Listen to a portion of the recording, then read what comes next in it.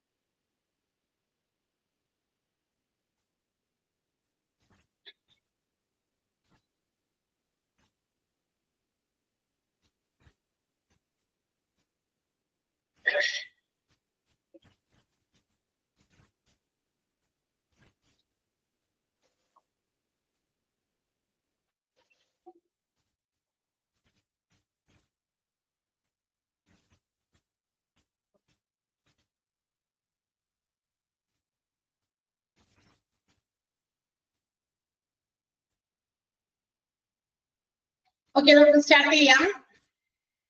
റെഡിയല്ലേ എല്ലാവരും? റെഡി?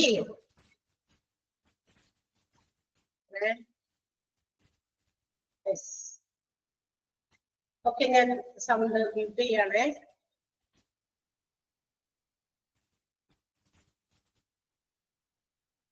നമ്മള് കഴിഞ്ഞ ദിവസങ്ങളിൽ എടുത്തോണ്ടിരിക്കുന്നത് ഗ്രീവാൻസസ് അല്ലെ, ആ ചാപ്റ്റർ ആണ്. എംപ്ലോയി ഗ്രീവാൻസസ്, ഡിസിപ്ലിൻ, അതുപോലെ തന്നെ അവരുടെ ഹെൽത്ത്, സേഫ്റ്റി, ഇതുമായി ബന്ധപ്പെട്ടിട്ടുള്ള ചാപ്റ്റർ ആണ്. അപ്പൊ അത് ഓരോന്നായിട്ടാണ്. ഇപ്പൊ നമ്മൾ ഗ്രീവാൻസുകളെ കുറിച്ച് തന്നെയാണ് പറഞ്ഞുകൊണ്ടിരിക്കുന്നത്. എംപ്ലോയീസിന്റെ ഡിസ്കണ്ടന്റ്മെന്റ് അല്ലെങ്കിൽ അവരുടെ എന്താ പറയുക ഡിസാറ്റിസ്ഫാക്ഷൻ, അവരുടെ കംപ്ലൈന്റുകൾ ഇൻ ദ ഫോം ഓഫ് ഗ്രീവാൻസ് അല്ലെ, അതാണ് എന്തിന്റെ രൂപം സ്വീകരിച്ചിരിക്കുന്നത്. പരാതികൾ, അവരുടെ കംപ്ലൈന്റുകൾ ഗ്രീവാൻസുകളായിട്ട് മാറുന്നത്. അപ്പൊ അതിനു വേണ്ടിയിട്ടുള്ള കുറെ കാര്യങ്ങളൊക്കെ നമ്മൾ പറഞ്ഞു. അതിനു വേണ്ടിയിട്ട് കമ്മിറ്റി രൂപീകരിക്കുന്നതും കമ്മിറ്റിയിലെ എത്ര അംഗങ്ങളും അങ്ങനെയുള്ള കാര്യങ്ങളൊക്കെ കഴിഞ്ഞ ദിവസം നമ്മൾ പറഞ്ഞു കഴിഞ്ഞതാണ്. ഓക്കെ, അപ്പൊ ഇനി നമ്മൾ പഠിക്കാൻ പോകുന്നത് ഗ്രീവാൻസ് റെസൊല്യൂഷൻ മെത്തേഡ്സ് ആണ്. എങ്ങനെയൊക്കെ നമുക്ക് ഗ്രീവാൻസുകളെ റിസോൾവ് ചെയ്യാം, മീൻസ് സോൾവ് ചെയ്യാം, ഏതൊക്കെ രീതികളുണ്ട്, ഏതൊക്കെ മെത്തേഡുകളുണ്ട്. ഇവിടെ നിന്നാണല്ലോ എടുക്കേണ്ടത്, ആണോ? ഇവിടെ നിന്നല്ലേ എടുക്കണ്ടേ? ഇത് വേഗം പറയൂ. ഇവിടെ തന്നെയല്ലേ? ഞാൻ ഒന്ന് ഉറപ്പിക്കാനാണോ? വേറെ ക്ലാസ്സസ് ഉണ്ടല്ലോ നമുക്ക്. അപ്പൊ ടീച്ചേഴ്സ് ഒന്നും അങ്ങനെ ചോദിക്കുമ്പോൾ അതേന്നൊന്നും പറഞ്ഞേക്കാണെങ്കിൽ, അല്ലെങ്കിലും ചിലപ്പോ മിസ്റ്റേക്ക് പറ്റുമല്ലോ നമുക്കും. 2 പോയിന്റ് കഴിഞ്ഞു. ഓക്കെ, നമുക്ക് മിസ്റ്റേക്ക് പറ്റാം. ചിലപ്പോ അങ്ങനെ മിസ്റ്റേക്ക് ഒന്നും വരാതിരിക്കാനാണ് ഈ പറയുന്നത്. അപ്പൊ 2 പോയിന്റ് നമ്മൾ അതിനകത്ത് പറഞ്ഞു കഴിഞ്ഞാൽ, ഒന്ന് കളക്റ്റീവ് ബാർഗൈനിങ് ആണ് എന്ന് വെച്ചിട്ടുണ്ടെങ്കിൽ, അതായത് ഇങ്ങനെയുള്ള കംപ്ലൈന്റുകളൊക്കെ വരുമ്പോ അതൊക്കെ നിസ്സാരം, വളരെ അത്രയധികം ഇഷ്യൂസ് ഒന്നും ഇല്ലാത്ത വല്ല കംപ്ലൈന്റുകളൊക്കെ ആണെങ്കിൽ അവരുമായിട്ടൊക്കെ ചർച്ച ചെയ്ത് അവരുടെ വിലപേശലുകൾക്ക് നമുക്കൊരു സൊല്യൂഷൻ കണ്ടെത്താം. വലിയ എന്താ പറയാ ഹാർഡ് സ്റ്റെപ്സ് ഒന്നും അതിന് എടുക്കേണ്ടി വരില്ല. പെട്ടെന്ന് തന്നെ നമുക്ക് അതൊക്കെ റിസോൾവ് ചെയ്യാൻ പറ്റും. അതാണ് കളക്റ്റീവ് ബാർഗൈനിങ്. രണ്ടാമത്തേതും അതുപോലെ തന്നെ ഒരു മീഡിയേഷൻ എന്ന് വെച്ചിട്ടുണ്ടെങ്കിൽ ഒരു വോളണ്ടറി ഒരു ഗ്രീവൻസ് ഹാൻഡ്ലിംഗ് ആണ്. Voluntary method of grievance handling ആണ്. എന്ന് സ്വമേധയാ നമുക്ക് തന്നെ ഒരു തീരുമാനം എടുക്കാം. ഓർഗനൈസേഷന്റെ മാനേജ്മെന്റിനോ അല്ലെങ്കിൽ കൺസേൺഡ് പീപ്പിൾ അതുമായി ഗ്രീവാൻസുകളൊക്കെ ഹാൻഡിൽ ചെയ്യുന്ന ബന്ധപ്പെട്ട ആളുകൾ, ചിലപ്പോ കമ്മിറ്റി ആയിരിക്കാം, അങ്ങനെ അവരെല്ലാവരും തന്നെ അവർ തന്നെ എന്തെങ്കിലും അത് സോൾവ് ചെയ്യാനുള്ള കാര്യങ്ങൾ എന്ത് ചെയ്യുന്നു, ഏറ്റെടുക്കുന്നു, അണ്ടർടേക്ക് ചെയ്യുന്നു എന്നുള്ളതാണ്. അവിടെ നമുക്കൊരു ഇന്റർമീഡിയറിനെ ചേർക്കേണ്ട ആവശ്യകതയൊന്നും വരുന്നില്ല. ചിലപ്പോ പരമാവധി അവരെ ഒന്നും ഉൾപ്പെടുത്താതെ, നമുക്കറിയാം ഒരു തർക്കം ഉണ്ടാകുമ്പോൾ മൂന്നാമതൊരാളെ ഇതിനകത്ത് ഇന്റർഫിയർ ചെയ്യുന്നതിനേക്കാൾ നല്ലത് അവർ തമ്മിൽ പരസ്പരം അത് ചെയ്തു തീർക്കുന്നത് അല്ലെ. അല്ലെങ്കിൽ എന്ത് പറ്റും, മറ്റുള്ളവരെ കൂടി നമ്മളത് അറിയിക്കുന്ന ഒരു രീതിയാണ്.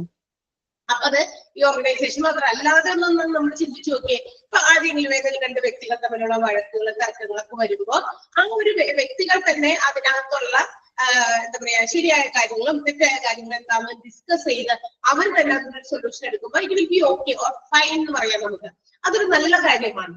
അതിനകത്തേക്ക് വേറൊരാളുടെ സഹായം നമുക്ക് തേടേണ്ടി വരുമ്പോ നമുക്ക് ആ ഒരു ബന്ധത്തിൽ വീണ്ടും നമുക്ക് എന്താ പറയാ ഒരു അകൽച്ച തന്നെ ഫീൽ ചെയ്യുന്നു. കാരണം മറ്റൊരാളുടെ ഇടപെടലിലാണ് നമ്മൾ ചെയ്തത് ആ ഒരു പ്രശ്നം സോൾവ് ചെയ്തത്. നമുക്ക് തന്നെ പറ്റിയില്ല, വേറൊരാളെ എന്താ പറയാ ഇടപെടുത്തേണ്ടി വന്നു. അങ്ങനെയുള്ള അപ്പൊ ഇവിടെ നമ്മൾ മീഡിയേഷൻ എന്ന് പറയുന്നത് we have to avoid arbitration. മറ്റുള്ളവരുടെ വ്യവഹാരം പരമാവധി എന്താ പറയാ ഇല്ലാതാക്കി വോളണ്ടറി ആയിട്ട് നമുക്ക് എന്ത് ചെയ്യാം, അത് നമുക്ക് സ്വമേധയാ ചില തീരുമാനങ്ങളിലൂടെ ആ ഒരു പ്രശ്നം പരിഹരിക്കും. അതാണ് മീഡിയേഷൻ. ആ മെത്തേഡ്സിന്റെ പേരുകൾ പറഞ്ഞ് പഠിക്കണേ. അതുപോലെ തന്നെ എന്താ പറയാ നിങ്ങളോട് സെന്റൻസ് അണ്ടർലൈൻ ചെയ്യാൻ പറയണമെങ്കിൽ അതുകൂടി പഠിക്കാം. ഓക്കെ, കളക്റ്റീവ് ബാർഗൈനിങ് എന്ന് പറയുന്നത് നമ്മൾ പറഞ്ഞു അണ്ടർലൈൻ ചെയ്യാനായിട്ട്. രണ്ടാമത്തേത് മീഡിയേഷൻ ആണ്. മീഡിയേഷൻ എന്ന് പറയുന്നത് to handle issues or problems under അതിന്റെ ഫോർമൽ ആയിട്ടുള്ള വല്ല പ്രൊസീജിയേഴ്സിലൂടെ അല്ലെ, വളരെ വ്യക്തമായ ചില കാര്യങ്ങളിലൂടെ ധാരണകളിലൂടെ അതിനൊരു സൊല്യൂഷൻ കണ്ടെത്തുക അത്തരം പ്രശ്നങ്ങൾക്ക്. അപ്പൊ പരമാവധി നമുക്ക് എന്ത് ചെയ്യാം, മറ്റൊരു അൺബയാസ്ഡ് തേർഡ് പാർട്ടി എന്ന് പറയുന്നതാണ് ഞാൻ നേരത്തെ ഇന്റർമീഡിയറി എന്ന് പറഞ്ഞത്. എന്ന് വെച്ചാൽ വേറെ ഒരു വ്യക്തിയെ അതിന്റെ ഉള്ളിലേക്ക് കൊണ്ടുവന്ന് ആ പ്രശ്നങ്ങൾ അവരോട് വിവരിച്ച് അവർക്ക് അതിനൊരു സൊല്യൂഷൻ കണ്ടെത്തി നമുക്ക് വേണ്ടിയിട്ട് തരാൻ വേണ്ടി അവർക്ക് കാര്യങ്ങളെല്ലാം വ്യക്തമായി പറഞ്ഞു കൊടുക്കണം അല്ലെ, എന്തൊക്കെയാണെന്നുള്ളത്. അപ്പൊ അങ്ങനെ ഒരു തേർഡ് പാർട്ടിയുടെ ഇന്റർഫിയറൻസ് ഇല്ലാതെ തന്നെ നമുക്ക് സോൾവ് ചെയ്യാൻ പറ്റുന്ന ഒരു voluntary method of handling grievance എന്ന് പറയുന്നതാണ് മീഡിയേഷൻ എന്ന് പറയുന്നത്. ഓക്കെ, അപ്പൊ രണ്ടെണ്ണം നമ്മൾ പറഞ്ഞു കഴിഞ്ഞതാണ്. ഇനി അടുത്തതാണ് കോൺസിലിയേഷൻ. കോൺസിലിയേഷൻ എന്ന് പറഞ്ഞാൽ എന്താണ്? ഇതും ഒരു എന്താ പറയാ ഒരു തരം അനുരഞ്ജനമാണ്. എന്ന് വെച്ചാൽ നമുക്കറിയാം ഇതെല്ലാം അനുരഞ്ജിപ്പിക്കലാണ്. പ്രശ്നങ്ങൾ ഉണ്ടാകുമ്പോൾ അല്ലെങ്കിൽ കംപ്ലൈന്റുകൾ എംപ്ലോയീസിന്റെ ഇടയിൽ വരുമ്പോൾ അത്തരം കാര്യങ്ങൾക്ക് ഒരു പരിഹാരം, അനുരഞ്ജനം, അതിനൊരു കോംപ്രമൈസ് അല്ലെ, അത് കൊണ്ടുവരണം. അത് നമ്മുടെ according to international labour organisation പറയുന്നത് കോൺസിലിയേഷൻ എന്ന് പറയുന്നത് it's a practice in which the services of a neutral third party. ഇവിടെ നമുക്ക് എന്ത് ചെയ്യാം, if there occur a dispute among the എംപ്ലോയീസിന്റെ ഇടയിൽ ഇതുപോലുള്ള എന്തെങ്കിലും തർക്കങ്ങൾ വരികയാണെങ്കിൽ ഒരു ന്യൂട്രൽ തേർഡ് പാർട്ടിയെ നമുക്ക് വേണമെങ്കിൽ കൊണ്ടുവരാം. എന്തിനു വേണ്ടിയിട്ട്? ടു സോൾവ് സച്ച് ഡിസ്പ്യൂട്ട്സ്, അത്തരം പ്രശ്നങ്ങൾ അല്ലെങ്കിൽ തർക്കങ്ങളൊക്കെ ഒഴിവാക്കാൻ വേണ്ടിയിട്ട്, and also to get into and settlement of such agreed solution. അല്ലെങ്കിൽ എന്താ പറയാ അതിന് വേണ്ടിയിട്ട് അത്തരം പ്രശ്നങ്ങൾക്ക് ഒരു നല്ല സൊല്യൂഷൻ കൊണ്ടുവരാൻ അല്ലെങ്കിൽ നമ്മൾ തീരുമാനിച്ച ഒരു സൊല്യൂഷനിലേക്ക് എത്താൻ അതിനൊക്കെ വേണ്ടിയിട്ട് നമ്മൾ തേർഡ് പാർട്ടിയെ ഇന്റർഫിയർ ചെയ്യാം. അതിനെയാണ് കോൺസിലിയേഷൻ എന്ന് ആര് പറയുന്നു? ഇന്റർനാഷണൽ ലേബർ ഓർഗനൈസേഷൻ ആണ് പറയുന്നത്. അനുരഞ്ജനം എന്ന് പറയുന്നത് ഏതെങ്കിലും ഒരു തേർഡ് പാർട്ടിയുടെ ഇന്റർഫിയറൻസ് കൊണ്ട് ഡിസ്പ്യൂട്ട്സുകളെ, എംപ്ലോയീസിന്റെ ഇടയിൽ ഉണ്ടാകുന്ന ഡിസ്പ്യൂട്ട്സുകളെ ഇല്ലാതാക്കുക അല്ലെങ്കിൽ കുറയ്ക്കുക, അല്ലെങ്കിൽ അവരുടെ പ്രശ്നങ്ങൾ ഡിസ്പ്യൂട്ട്സിന് ഒരു പരിഹാരം കൊണ്ടുവരിക എന്നുള്ളതാണ് കോൺസിലിയേഷൻ എന്ന് ഇന്റർനാഷണൽ ലേബർ ഓർഗനൈസേഷൻ പറയുന്നത്. ആ ഒരു ഡെഫിനിഷൻ വളരെ ഇമ്പോർട്ടന്റ് ആണ്. കോൺസിലിയേഷൻ എന്ന് പറയുന്ന ആ ഒരു പോയിന്റിന്റെ ഭാഗം ഒന്ന് അണ്ടർലൈൻ ചെയ്യാം കേട്ടോ. Conciliation according to international labour organisation കൂടി ഉണ്ട്. അപ്പൊ വേണമെങ്കിൽ രണ്ട് രീതിയിലും ചോദിക്കാം കേട്ടോ. Dash is the practice by which services of a neutral third party എന്നുള്ളത് ആ കോൺസിലിയേഷൻ ആൻസർ വരുന്ന രീതിയിലും ചോദിക്കാം. According to dash conciliation is the practice, അങ്ങനെയും ചോദിക്കാം. ആരുടെ അഭിപ്രായ പ്രകാരമാണ് കോൺസിലിയേഷൻ ഇങ്ങനെ ഒരു ഡെഫിനിഷൻ കൊടുത്തിരിക്കുന്നത്? It's according to international labour Organization. Clear ആയോ? അണ്ടർലൈൻ ചെയ്യാൻ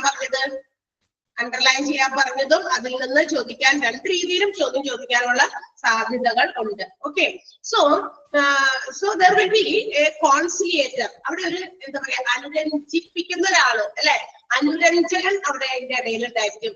എന്തിന്? To reduce or to give guidance for that disputes. അത്തരം ഡിസ്പ്യൂട്ട്സ് തർക്കങ്ങളൊക്കെ ഉണ്ടാകുമ്പോൾ അത് ഒഴിവാക്കാൻ അവിടെ ഒരു ഗൈഡൻസ് കൊടുക്കാനോ അതിനൊക്കെ വേണ്ടിയിട്ട് ഒരു കോൺസിലിയേറ്റർ ഈ ഒരു മെത്തേഡിൽ ഉണ്ടായിരിക്കും. അതാണ്. അപ്പൊ എന്ത് ചെയ്യും, ആൾക്കാരുമായിട്ട് ഡിസ്കസ് ചെയ്യും, എംപ്ലോയീസുമായിട്ടും മാനേജ്മെന്റുമായിട്ടും ഒക്കെ ഒരു റാഷണൽ ഡിസ്കഷൻ ഒക്കെ നടത്തി, ചർച്ചയൊക്കെ നടത്തി, അങ്ങനെയുള്ള അവരുടെ അഭിപ്രായ വ്യത്യാസങ്ങൾ എന്താണെന്നൊക്കെ മനസ്സിലാക്കി അതിനൊരു നല്ല സൊല്യൂഷൻ കണ്ടെത്താനായിട്ട് ഈ കോൺസിലിയേറ്റർക്ക് സാധിക്കും. ക്ലിയർ ആണോ?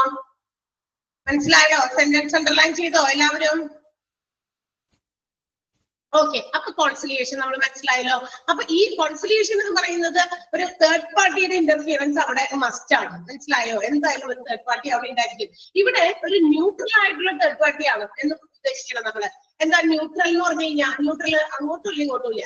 അതായത് ആരോടെങ്കിലും ഒരു പ്രത്യേക ഒരു എന്താ പറയാ കൺസിഡറേഷൻ അല്ലെങ്കിൽ ഒരു ഫേവറിറ്റിസം ഒക്കെ കാണിക്കുന്ന ആ രീതിയിൽ അല്ലെ. ഇപ്പൊ എംപ്ലോയിയുടെ ഭാഗത്ത് നിൽക്കണോ മാനേജ്മെന്റ് ഭാഗത്ത് നിൽക്കണോ അങ്ങനെ തീരുമാനിക്കാൻ പറ്റില്ല.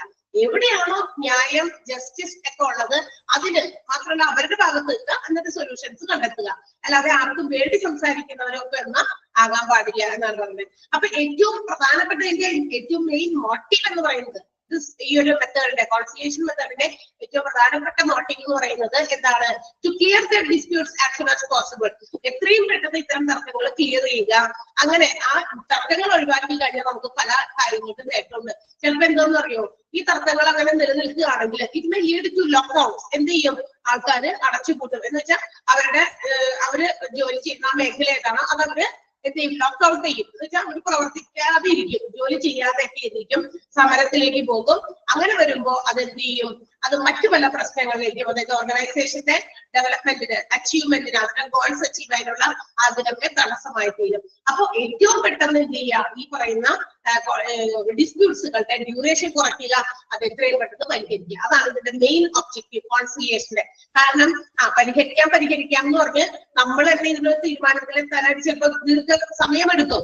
അപ്പൊ അത് പറ്റൂല. അപ്പൊ എന്ത് ചെയ്തോളണം? വേഗം ഒരു തേർഡ് പാർട്ടിയെ, ചില പ്രശ്നങ്ങൾ അങ്ങനെ പരിഹരിക്കാൻ പറ്റുള്ളൂ. അപ്പൊ ഒരു തേർഡ് പാർട്ടി, ഒരു ന്യൂട്രൽ തേർഡ് പാർട്ടിയെ നമ്മൾ അതിനകത്തേക്ക് ഇന്റർഫിയർ ചെയ്യണം. അങ്ങനെ പ്രശ്നം പരിഹരിക്കാനായിട്ട് എത്രയും പെട്ടെന്ന് ശ്രദ്ധിക്കണം. മനസ്സിലായോ?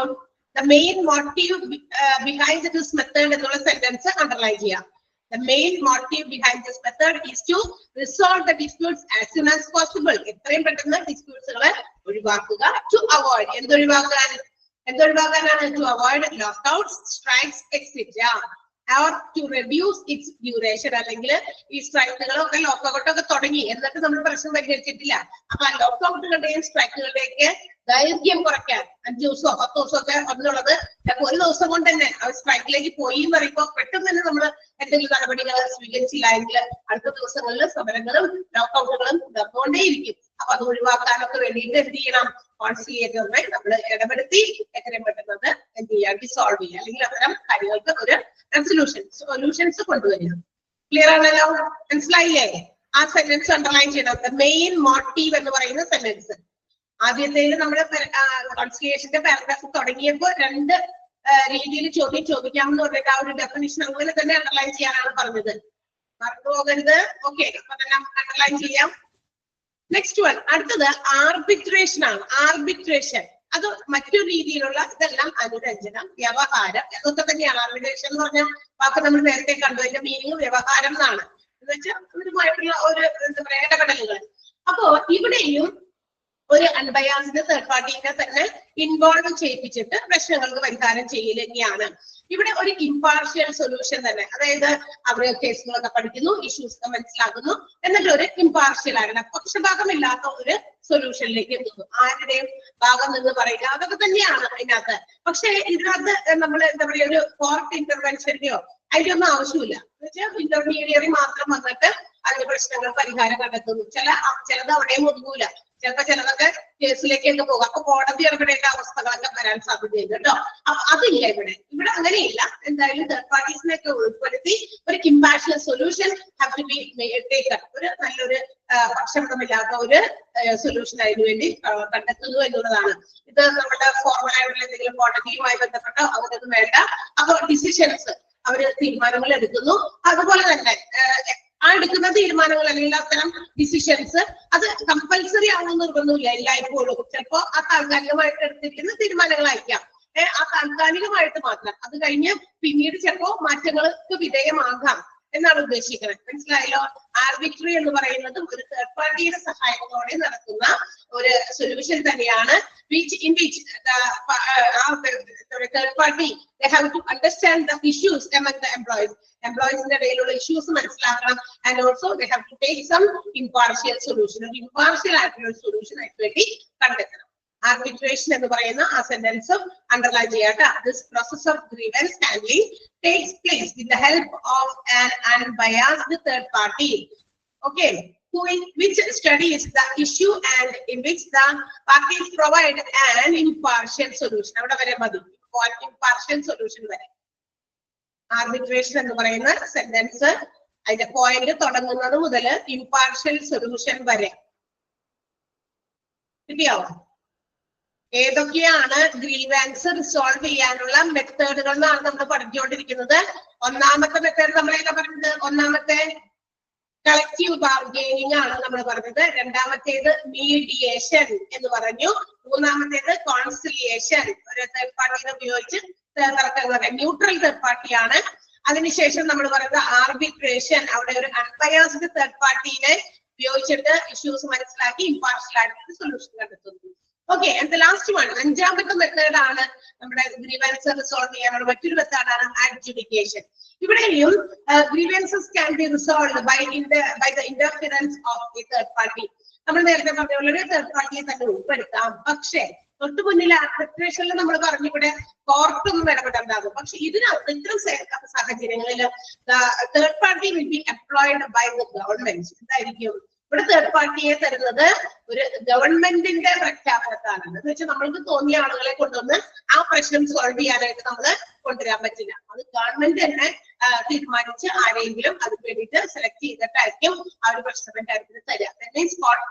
ഇന്റർഫിയറൻസ് ഒക്കെ വേണ്ടി വരും. ഓക്കെ, ആൻഡ് ഡിസിഷൻസ് അങ്ങനെ വരുമ്പോൾ എന്ത് പറ്റും, അവിടെ എടുക്കുന്ന തീരുമാനങ്ങൾ തൊട്ടുമ്പോൾ നമ്മൾ പറഞ്ഞു ആ തീരുമാനങ്ങൾ കമ്പൽസറി അല്ല, സ്വീകരിക്കണോ വേണ്ടേ അല്ലെങ്കിൽ താൽക്കാലികം മാത്രമോ ഒക്കെ ആയിരിക്കാം ആർബിട്രേഷനിൽ പറഞ്ഞത്. പക്ഷെ ഇവിടെ കോടതിയോ അല്ലെങ്കിൽ ഗവൺമെന്റ് ഇടപെട്ടിട്ട് തേർഡ് പാർട്ടിയെ കൊടുക്കുന്നു, തേർഡ് പാർട്ടി അതിനൊരു സൊല്യൂഷൻ കണ്ടെത്തി കഴിഞ്ഞാൽ അത് ബൈൻഡിംഗ് ആണ്. എന്നേക്കും നിലനിൽക്കേണ്ട ഒരു നിയമമായിട്ട് ആയിരിക്കും ആ സൊല്യൂഷൻ കൊണ്ടുവരിക. ഓക്കെ, അപ്പൊ അങ്ങനെ വരുമ്പോ എന്താ പറയാ, ഗവൺമെന്റിന്റെ തീരുമാനങ്ങൾക്ക് ബേസ് ചെയ്തിട്ടായിരിക്കും ഒരു സൊല്യൂഷൻ ആയിട്ട് ഉണ്ടാകുക. ചില കോടതി ഇടപെടുന്ന ചില ഡിസ്പ്യൂട്ട്സ് ഒക്കെ ഉണ്ടല്ലോ, എംപ്ലോയീസിന്റെ അവർക്ക് ഉണ്ടാകുന്ന പരാതികളും പ്രശ്നങ്ങളൊക്കെ ചിലപ്പോ അത്ര നിസ്സാരമല്ല, കുറച്ചുകൂടി ലെവലിൽ കൂടിയ തരത്തിലുള്ള പ്രശ്നങ്ങളാണെങ്കിൽ തീർച്ചയായിട്ടും കോർട്ട് ഇന്റർഫിയറൻസ് അല്ലെങ്കിൽ കോടതിയുടെ അല്ലെങ്കിൽ ഗവൺമെന്റിന്റെ സഹായത്തിനുള്ള തേർഡ് പാർട്ടീസിനെ കൊടുത്തിട്ടാണ്. കോടതിയിൽ കേസ് പോകും, ഗവൺമെന്റ് സജസ്റ്റ് ചെയ്യുന്ന ഏതെങ്കിലും ആളുകളെ ആണ് അതിന് വേണ്ടിയിട്ട് മധ്യസ്ഥം വഹിക്കാനൊക്കെ ആയിട്ട് വിടുക. അപ്പൊ അതിന് വേണ്ടിയിട്ട് മധ്യസ്ഥം വഹിച്ച് തീരുമാനങ്ങൾ ഗവൺമെന്റ് കൂടി ഇടപെട്ടിട്ടായിരിക്കും അതിനുള്ള സൊല്യൂഷൻസ് കൊണ്ടുവരിക. ക്ലിയർ ആയോ? അഡ്ജുഡിക്കേഷൻ വേർഡിൽ നിന്ന് തന്നെ മനസ്സിലാക്കുക. Third party will be employed by the government. Okay, and the decisions are also binding. എന്ന് നിലനിൽക്കുന്ന ഒരു തരത്തിലുള്ള ഡിസിഷൻസ് ആയിരിക്കും ഉണ്ടാകുക. അഡ്ജുഡിക്കേഷൻ എന്ന് പറയുന്നത് തമ്മിലുള്ള വ്യത്യാസം ഇതാണ്. First sentence on underline here. In this method, grievances are resolved by the interference of a third party, but here the third party is employed by the government. Sentence underline here. അപ്പൊ 5 രീതിയിലാണ് നമുക്ക് എന്ത് ചെയ്യാം, ഗ്രീവാൻസുകളെ നമുക്ക് resolve ചെയ്യാനുള്ള മെത്തേഡുകൾ. അപ്പൊ ഏതൊക്കെയാ? Collective bargaining, mediation, conciliation, arbitration and adjudication. 5 രീതി മനസ്സിലായല്ലോ. ഒന്നാമത്തേലും രണ്ടാമത്തേലും ഒന്നും തേർഡ് പാർട്ടീസിന്റെ ഇടപെടലുകൾ ഇല്ലാതെ, ആദ്യത്തേതില് എല്ലാവരും എംപ്ലോയീസ് എല്ലാവരും ഒരുമിച്ചിരുന്ന് ഒരു കളക്റ്റീവായിട്ട് ബേസിലുകൾ നടത്തുന്നു, അതിനുള്ള സൊല്യൂഷൻ ഒക്കെ തന്നെ അവർക്ക് കൊടുക്കുന്നു. അതൊന്നും വലിയ ചെറിയ ചെറിയ പ്രശ്നങ്ങളൊക്കെ ആണെങ്കിലാണ്. അടുത്തതിലേക്ക് മീഡിയേഷൻ എന്ന് പറയുന്നത് തേർഡ് പാർട്ടീനെ ഉൾപ്പെടുത്താതെ ഒരു ആർബിട്രേറ്റർ മാരേജിലും എന്താ പറയാ പുറത്തുനിന്ന് വ്യവഹരിപ്പിക്കാതെ തന്നെ വോളണ്ടറി ആയിട്ട് നമ്മൾ തന്നെ സ്വമേധയ ഒരു സൊല്യൂഷൻ കണ്ടെത്തുന്നു. കോൺസിലിയേഷനിലാണ് തേർഡ് പാർട്ടി ഉണ്ട്, പക്ഷെ തേർഡ് പാർട്ടിയുടെ തീരുമാനങ്ങൾ എന്താ പറയാ, തേർഡ് പാർട്ടി കൊണ്ടുവരുന്ന സൊല്യൂഷൻസ് അത് അനുസരിച്ചിട്ട് അവരുടെ തർക്കങ്ങളും മറ്റു കാര്യങ്ങളൊക്കെ കുറയ്ക്കാൻ, അതുകൊണ്ട് തന്നെ അവർക്ക് ലോക്കൗട്ടോ അല്ലെങ്കിൽ സ്ട്രൈക്കോ ഒക്കെ പോകാതിരിക്കാനും അല്ലെങ്കിൽ അതിന്റെയൊക്കെ ദൈർഘ്യം കുറയ്ക്കാനും ഒക്കെ സാധിക്കുന്ന മെത്തേഡാണ് കോൺസിലിയേഷൻ. ആർബിട്രേഷൻ എന്ന് പറയുന്നത് തേർഡ് പാർട്ടി അൺബയാസ്ഡ് ആയിട്ടുള്ള തേർഡ് പാർട്ടിയെ തന്നെ കൊണ്ടുവന്നിട്ട് പ്രശ്നത്തിൽ പരിഹാരങ്ങൾ കാണുന്നു. പക്ഷെ അവരെന്ത് ചെയ്യുന്നു, തേർഡ് പാർട്ടീസ് ഈ ബോത്ത് പാർട്ടീസിന്റെ അതായത് ആരുടെ ഭാഗത്തൊക്കെയാണ് പ്രശ്നങ്ങളുള്ളത് അവരുടെയൊക്കെ കാര്യങ്ങൾ കേൾക്കുന്നു, മനസ്സിലാക്കുന്ന ഒരു ഇമ്പാർഷ്യൽ സൊല്യൂഷൻ എടുക്കുന്നു. അഡ്ജുഡിക്കേഷനിലും തേർഡ് പാർട്ടി ഉണ്ട്, പക്ഷെ who will be employed by the government. Government employ ചെയ്യുന്ന ഒരു തേർഡ് പാർട്ടി ആയിരിക്കും അഡ്ജുഡിക്കേഷനിൽ വരിക. ക്ലിയർ ആയോ? 5 മെത്തേഡ് മനസ്സിലായോ? അത്രയും മെയിൻ പോയിന്റുകൾ നിങ്ങൾ എന്തായാലും അറിഞ്ഞിരിക്കണം. Okay, clear? Yes, so now let's move to the next heading, essentials of grievance redressal procedure. ഇനി ഒരു ഗ്രീവൻസ് റീഡ്രസൽ പ്രൊസീജിയർ എന്ന് വെച്ചാൽ ഗ്രീവൻസുകൾ പരിഹരിക്കാനുള്ള പ്രക്രിയയിൽ വേണ്ട അതിന്റെ ആ ഒരു പ്രൊസീജിയറിന് വേണ്ട ചില പ്രധാനപ്പെട്ട കാര്യങ്ങൾ എസെൻഷ്യൽസ് ആണ്, അത്യന്താപേക്ഷിതമായിട്ട് വേണ്ട ചില കാര്യങ്ങളാണ് ഗ്രീവൻസ് റീഡ്രസലിന് വേണ്ടിയിട്ട്.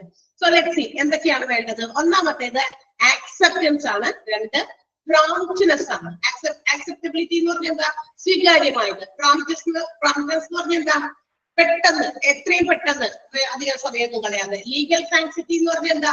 ലീഗലി അപ്രൂവ്ഡ് ആയിട്ടുള്ള കാര്യങ്ങൾ. ഓക്കെ, സിംപ്ലിസിറ്റി എന്ന് പറഞ്ഞാൽ സിമ്പിൾ ആയിട്ട് കൈകാര്യം ചെയ്യണം. പിന്നെ ട്രെയിനിങ്, പിന്നെ ഫോളോ അപ്പ്. ഇങ്ങനെ 6 എസെൻഷ്യൽ ഫീച്ചേഴ്സ് ആണ് നമ്മളുടെ ഒരു ഗ്രീവൻസ് റീഡ്രസൽ പ്രൊസീജിയറിന് അത്യാവശ്യമായിട്ട് വേണ്ട കാര്യങ്ങൾ. സോ എന്തൊക്കെയാണ് നമുക്ക് നോക്കാം. ഒന്നാമത്തേത് ആക്സെപ്റ്റബിലിറ്റി ആണ്.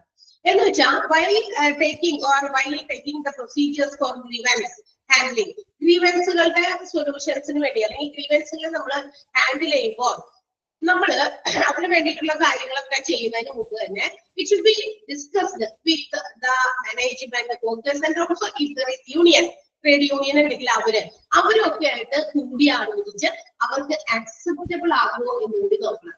എന്ന് വെച്ചാൽ നമ്മളിപ്പോ ഒരു എന്തെങ്കിലും പ്രശ്നത്തിന് പരിഹാരം കാണാൻ പോവുകയാണ്. അപ്പൊ നമ്മൾ ഇതിനൊരു പ്രശ്നം നമ്മുടെ മുമ്പിൽ കണ്ടു മാനേജ്മെന്റ്. വേഗം തന്നെ മാനേജ്മെന്റ് സ്വന്തമായിട്ടൊരു ഡിസിഷൻ പറഞ്ഞിട്ട് ഇതാണ് ഇതിനുള്ള സൊല്യൂഷൻ എന്ന് പറയുന്നതിലല്ല കാര്യം. മനസ്സിലായോ? മാനേജ്മെന്റ് അത് എംപ്ലോയീസുമായിട്ടും അതുപോലെ തന്നെ യൂണിയനുമായിട്ടും ഒക്കെ കൂടി ആലോചിച്ച് ചർച്ച ചെയ്ത് അതിൽ നിന്നൊരു സൊല്യൂഷനിലേക്ക് എത്തുക. അതാണ് discussion with management workers and union. അങ്ങനെ നമുക്ക് അത് എല്ലാവർക്കും സ്വീകാര്യമാണോ എന്നുകൂടി അറിയണം. അങ്ങനെയാണ് എന്ത് ചെയ്യേണ്ടത്, ഒരു ഗ്രീവൻസ് റീഡ്രസൽ പ്രൊസീജിയർ കണ്ടക്ട് ചെയ്യേണ്ടത്. ഓക്കെ, അതിന് വേണ്ടിയിട്ട് എല്ലാവർക്കും ആക്സെപ്റ്റബിൾ ആകുന്ന രീതിയിൽ, അതായത് യൂണിയൻസിനായിക്കോട്ടെ മാനേജ്മെന്റിനായിക്കോട്ടെ വർക്കേഴ്സിനായിക്കോട്ടെ അവർക്ക് ആക്സെപ്റ്റബിൾ ആകുന്നതിന് വേണ്ടിയിട്ട് ചില പ്രത്യേക guidelines have to be followed. ചില പ്രത്യേക പ്രിൻസിപ്പിൾസ് ഫോളോ ചെയ്യണം. എന്നിട്ട് വേണം നമ്മൾ ഗ്രീവൻസ് റീഡ്രസൽ പ്രൊസീജിയേഴ്സ് നടത്താൻ. എന്തൊക്കെ ഗൈഡ് ലൈൻസ് ആ ഫോളോ ചെയ്തേ? ഒന്നാമത്തത് principle of fairness and justice. എന്ന് വെച്ചാൽ ഫെയർനെസ് എന്ന് പറഞ്ഞാൽ നല്ലത്, നന്മ, അതുപോലെ തന്നെ നീതി. ഇതൊക്കെ ആർക്ക്? നമ്മുടെ വർക്കേഴ്സിനോട് അത് കാണിക്കുന്ന രീതിയിലുള്ള കാര്യങ്ങളാണ് ഗ്രീവൻസിന് വേണ്ടിയിട്ട് ഹാൻഡിൽ ചെയ്യാൻ വേണ്ടി നമ്മൾ ഉപയോഗിക്കേണ്ടത് അല്ലെങ്കിൽ അഡോപ്റ്റ് ചെയ്യേണ്ടത്. എന്ന് വെച്ചാൽ വർക്കേഴ്സിന് മോശം വരുന്ന രീതിയിലോ അതുപോലെ തന്നെ വർക്കേഴ്സിനോട് അനീതി കാണിക്കുന്ന രീതിയിലോ ഉള്ള സൊല്യൂഷൻസ് അല്ല തന്നെ.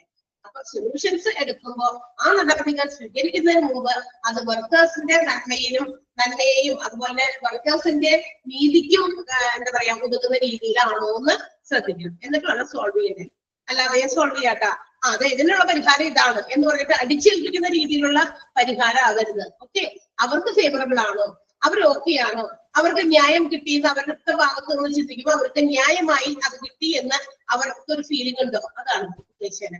അത്തരം പ്രിൻസിപ്പിൾ ഫോളോ ചെയ്ത് വേണം ഗ്രീവൻസ് ഹാൻഡിൽ ചെയ്യാനായിട്ട്. പിന്നെ managers must command reasonable power.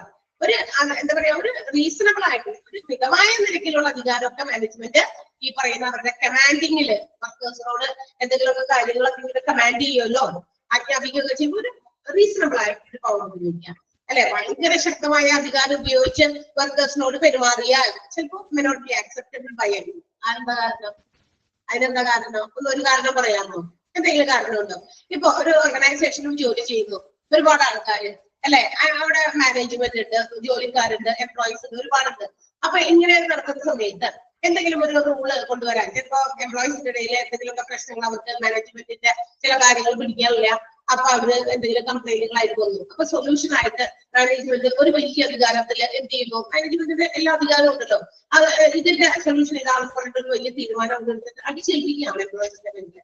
പക്ഷേ അത് ശരിയായ സൊല്യൂഷൻ കൊടുത്തതാണ്, ഒരു പരിഹാരം ഉണ്ടാക്കി കൊടുത്തതാണ്. പക്ഷേ ആ പരിഹാരം ചിലപ്പോ എല്ലാവരും ആക്സെപ്റ്റ് ചെയ്യണമെന്ന് നിർത്തുന്നില്ല.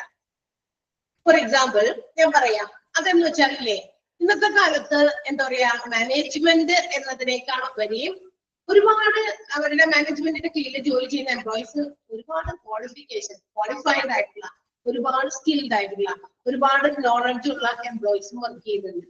റൈറ്റ്? ശരിയാണോ? ശരിയാണോ?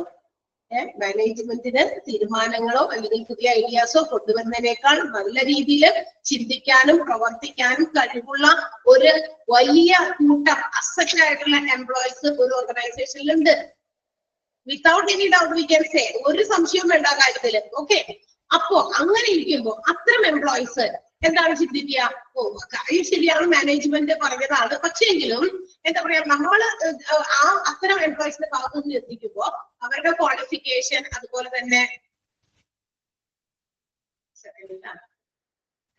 അവരുടെ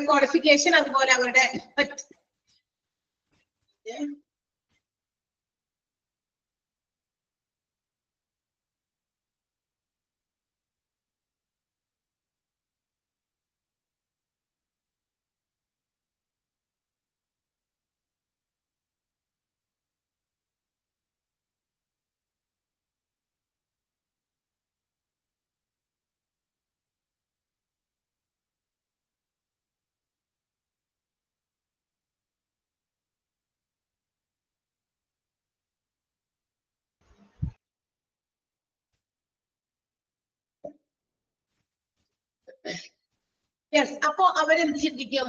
അതായത് അവരുടെ മനസ്സിലും അങ്ങനെ ഒരു ഇതുണ്ടായിരിക്കും. കാരണം ജസ്റ്റിസ് ആയിട്ടുള്ള അല്ലെങ്കിൽ ന്യായമായ കാര്യങ്ങളുടെ സൊല്യൂഷൻ ആണെങ്കിലും ഓക്കെ, അതല്ലാതെ ചില അടിച്ചേൽപ്പിക്കലുകൾ പോലെയുള്ള ചില സൊല്യൂഷൻസ് കൊണ്ടുവരുമ്പോൾ അത്തരം അങ്ങനെ ചിന്തിക്കുന്ന കഴിവുള്ള ക്വാളിഫൈഡ് ആയിട്ടുള്ള എംപ്ലോയീസിന് ചിലപ്പോൾ അത് ആക്സെപ്റ്റ് ചെയ്യാൻ പറ്റിയിരുന്നില്ല.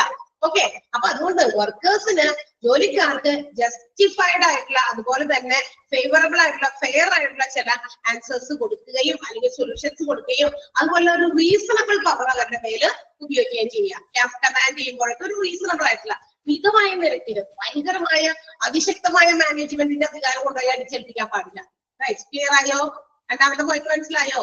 എന്താണ് ആക്സെപ്റ്റബിലിറ്റി എന്ന് പറയുന്നതിന്റെ ഗൈഡ് ലൈൻസ് ആണ് നമ്മൾ പറഞ്ഞുകൊണ്ടിരിക്കുന്നത്. Third one, significant participation of the trade union. എന്തെങ്കിലും പ്രധാനപ്പെട്ട എംപ്ലോയീസിനെ സംബന്ധിക്കുന്ന കാര്യങ്ങൾ വരികയാണെങ്കിലേ അതിനകത്ത് ആരെ ഉൾപ്പെടുത്തുക? ട്രേഡ് യൂണിയൻസിനെ. പണ്ടൊക്കെ ഉണ്ടായിരുന്നു ട്രേഡ് യൂണിയന്റെ പ്രവർത്തനങ്ങൾ ഭയങ്കരമാണ്. എംപ്ലോയീസിന്റെ നേർക്ക് എന്ത് അനീതിക്രമം കണ്ടാലും ട്രേഡ് യൂണിയൻസ് സംഘടിക്കും. എന്നിട്ട് അവര് ഈ പറഞ്ഞ പോലെ പെട്ടെന്നാണ് സ്ട്രൈക്ക് അല്ലെ, സമരങ്ങളിലേക്ക് അല്ലെങ്കിൽ ലോക്കൗട്ട്സിലേക്ക് ഒക്കെ പോകുക. ഇന്ന് അതൊക്കെ ഒരുപാട് കുറഞ്ഞിട്ടുണ്ട്.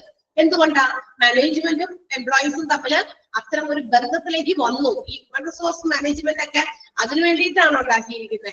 ഈ ഹ്യൂമൻ റിസോഴ്സ് മാനേജ്മെന്റ് എന്ന് പറയുന്നത് എംപ്ലോയീസിനെ മാനേജ് ചെയ്യാമെന്ന് നമ്മൾ പറഞ്ഞു തന്നല്ലോ അല്ലെ. എംപ്ലോയീസിന്റെ മൊത്തത്തില് ഒരു ഓർഗനൈസേഷനിലെ ഏത് ലെവലിലുള്ള എംപ്ലോയീസിനെയും മാനേജ് ചെയ്യുക എന്നുള്ളതാണ് ഹ്യൂമൻ റിസോഴ്സ് മാനേജ്മെന്റിന്റെ അർത്ഥം തന്നെ.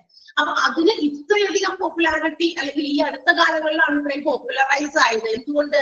കാരണം ഓർഗനൈസേഷന്റെ വളർച്ച ഒരു 10-20 വർഷം മുമ്പ് നോക്കിയാലും ഒരുപാട് ബിസിനസ് ഓർഗനൈസേഷൻസ് നമുക്ക് ചുറ്റും ഉണ്ടായിട്ടുണ്ട്.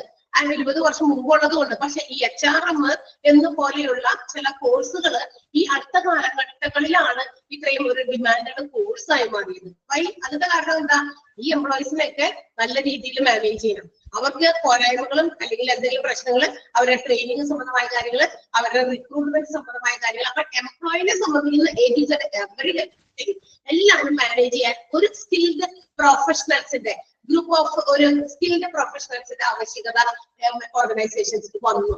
അതുകൊണ്ടാണ് ഇത്തരം കോഴ്സുകൾക്കൊക്കെ ഇന്ന് ഒത്തിരി ഡിമാൻഡ് വന്നത്. കാരണം അവര് ചിലപ്പോൾ അവരുടെ കഴിവുകളും അല്ലെങ്കിൽ അവരുടെ മികവുകളും ഒക്കെ കണ്ടെത്തണം. അവരുടെ പെർഫോമൻസ് ലെവൽ നോക്കണം.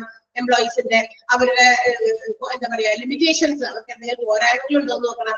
അവർക്ക് എന്തെങ്കിലും തരത്തിലുള്ള ബുദ്ധിമുട്ടുകളുണ്ടോ എന്ന് നോക്കണം. ഇതൊക്കെ മാനേജ് ചെയ്താലേ ഒരു ഓർഗനൈസേഷൻ ഡെവലപ്ഡ് ആകുള്ളൂ. ഇതൊക്കെ കൃത്യമായി മെയിൻറ്റെയിൻ ചെയ്ത് മാനേജ് ചെയ്ത് പോയാൽ എല്ലാം ഓക്കെ ആകും. ഓർഗനൈസേഷൻ അത് ഉദ്ദേശിച്ചേക്കണം ആ ലെവൽ ഓഫ് ഗോൾ അതിന് അച്ചീവ് ചെയ്യാനും സാധിക്കും. ഓക്കെ. അപ്പൊ അതൊക്കെ ഇപ്പൊ ഈ അടുത്ത കാലത്താണ് ഇത്രയും എന്താ പറയാ പ്രചാരത്തിൽ വന്നത്. അപ്പൊ ഓർക്കുക, acceptability by everyone.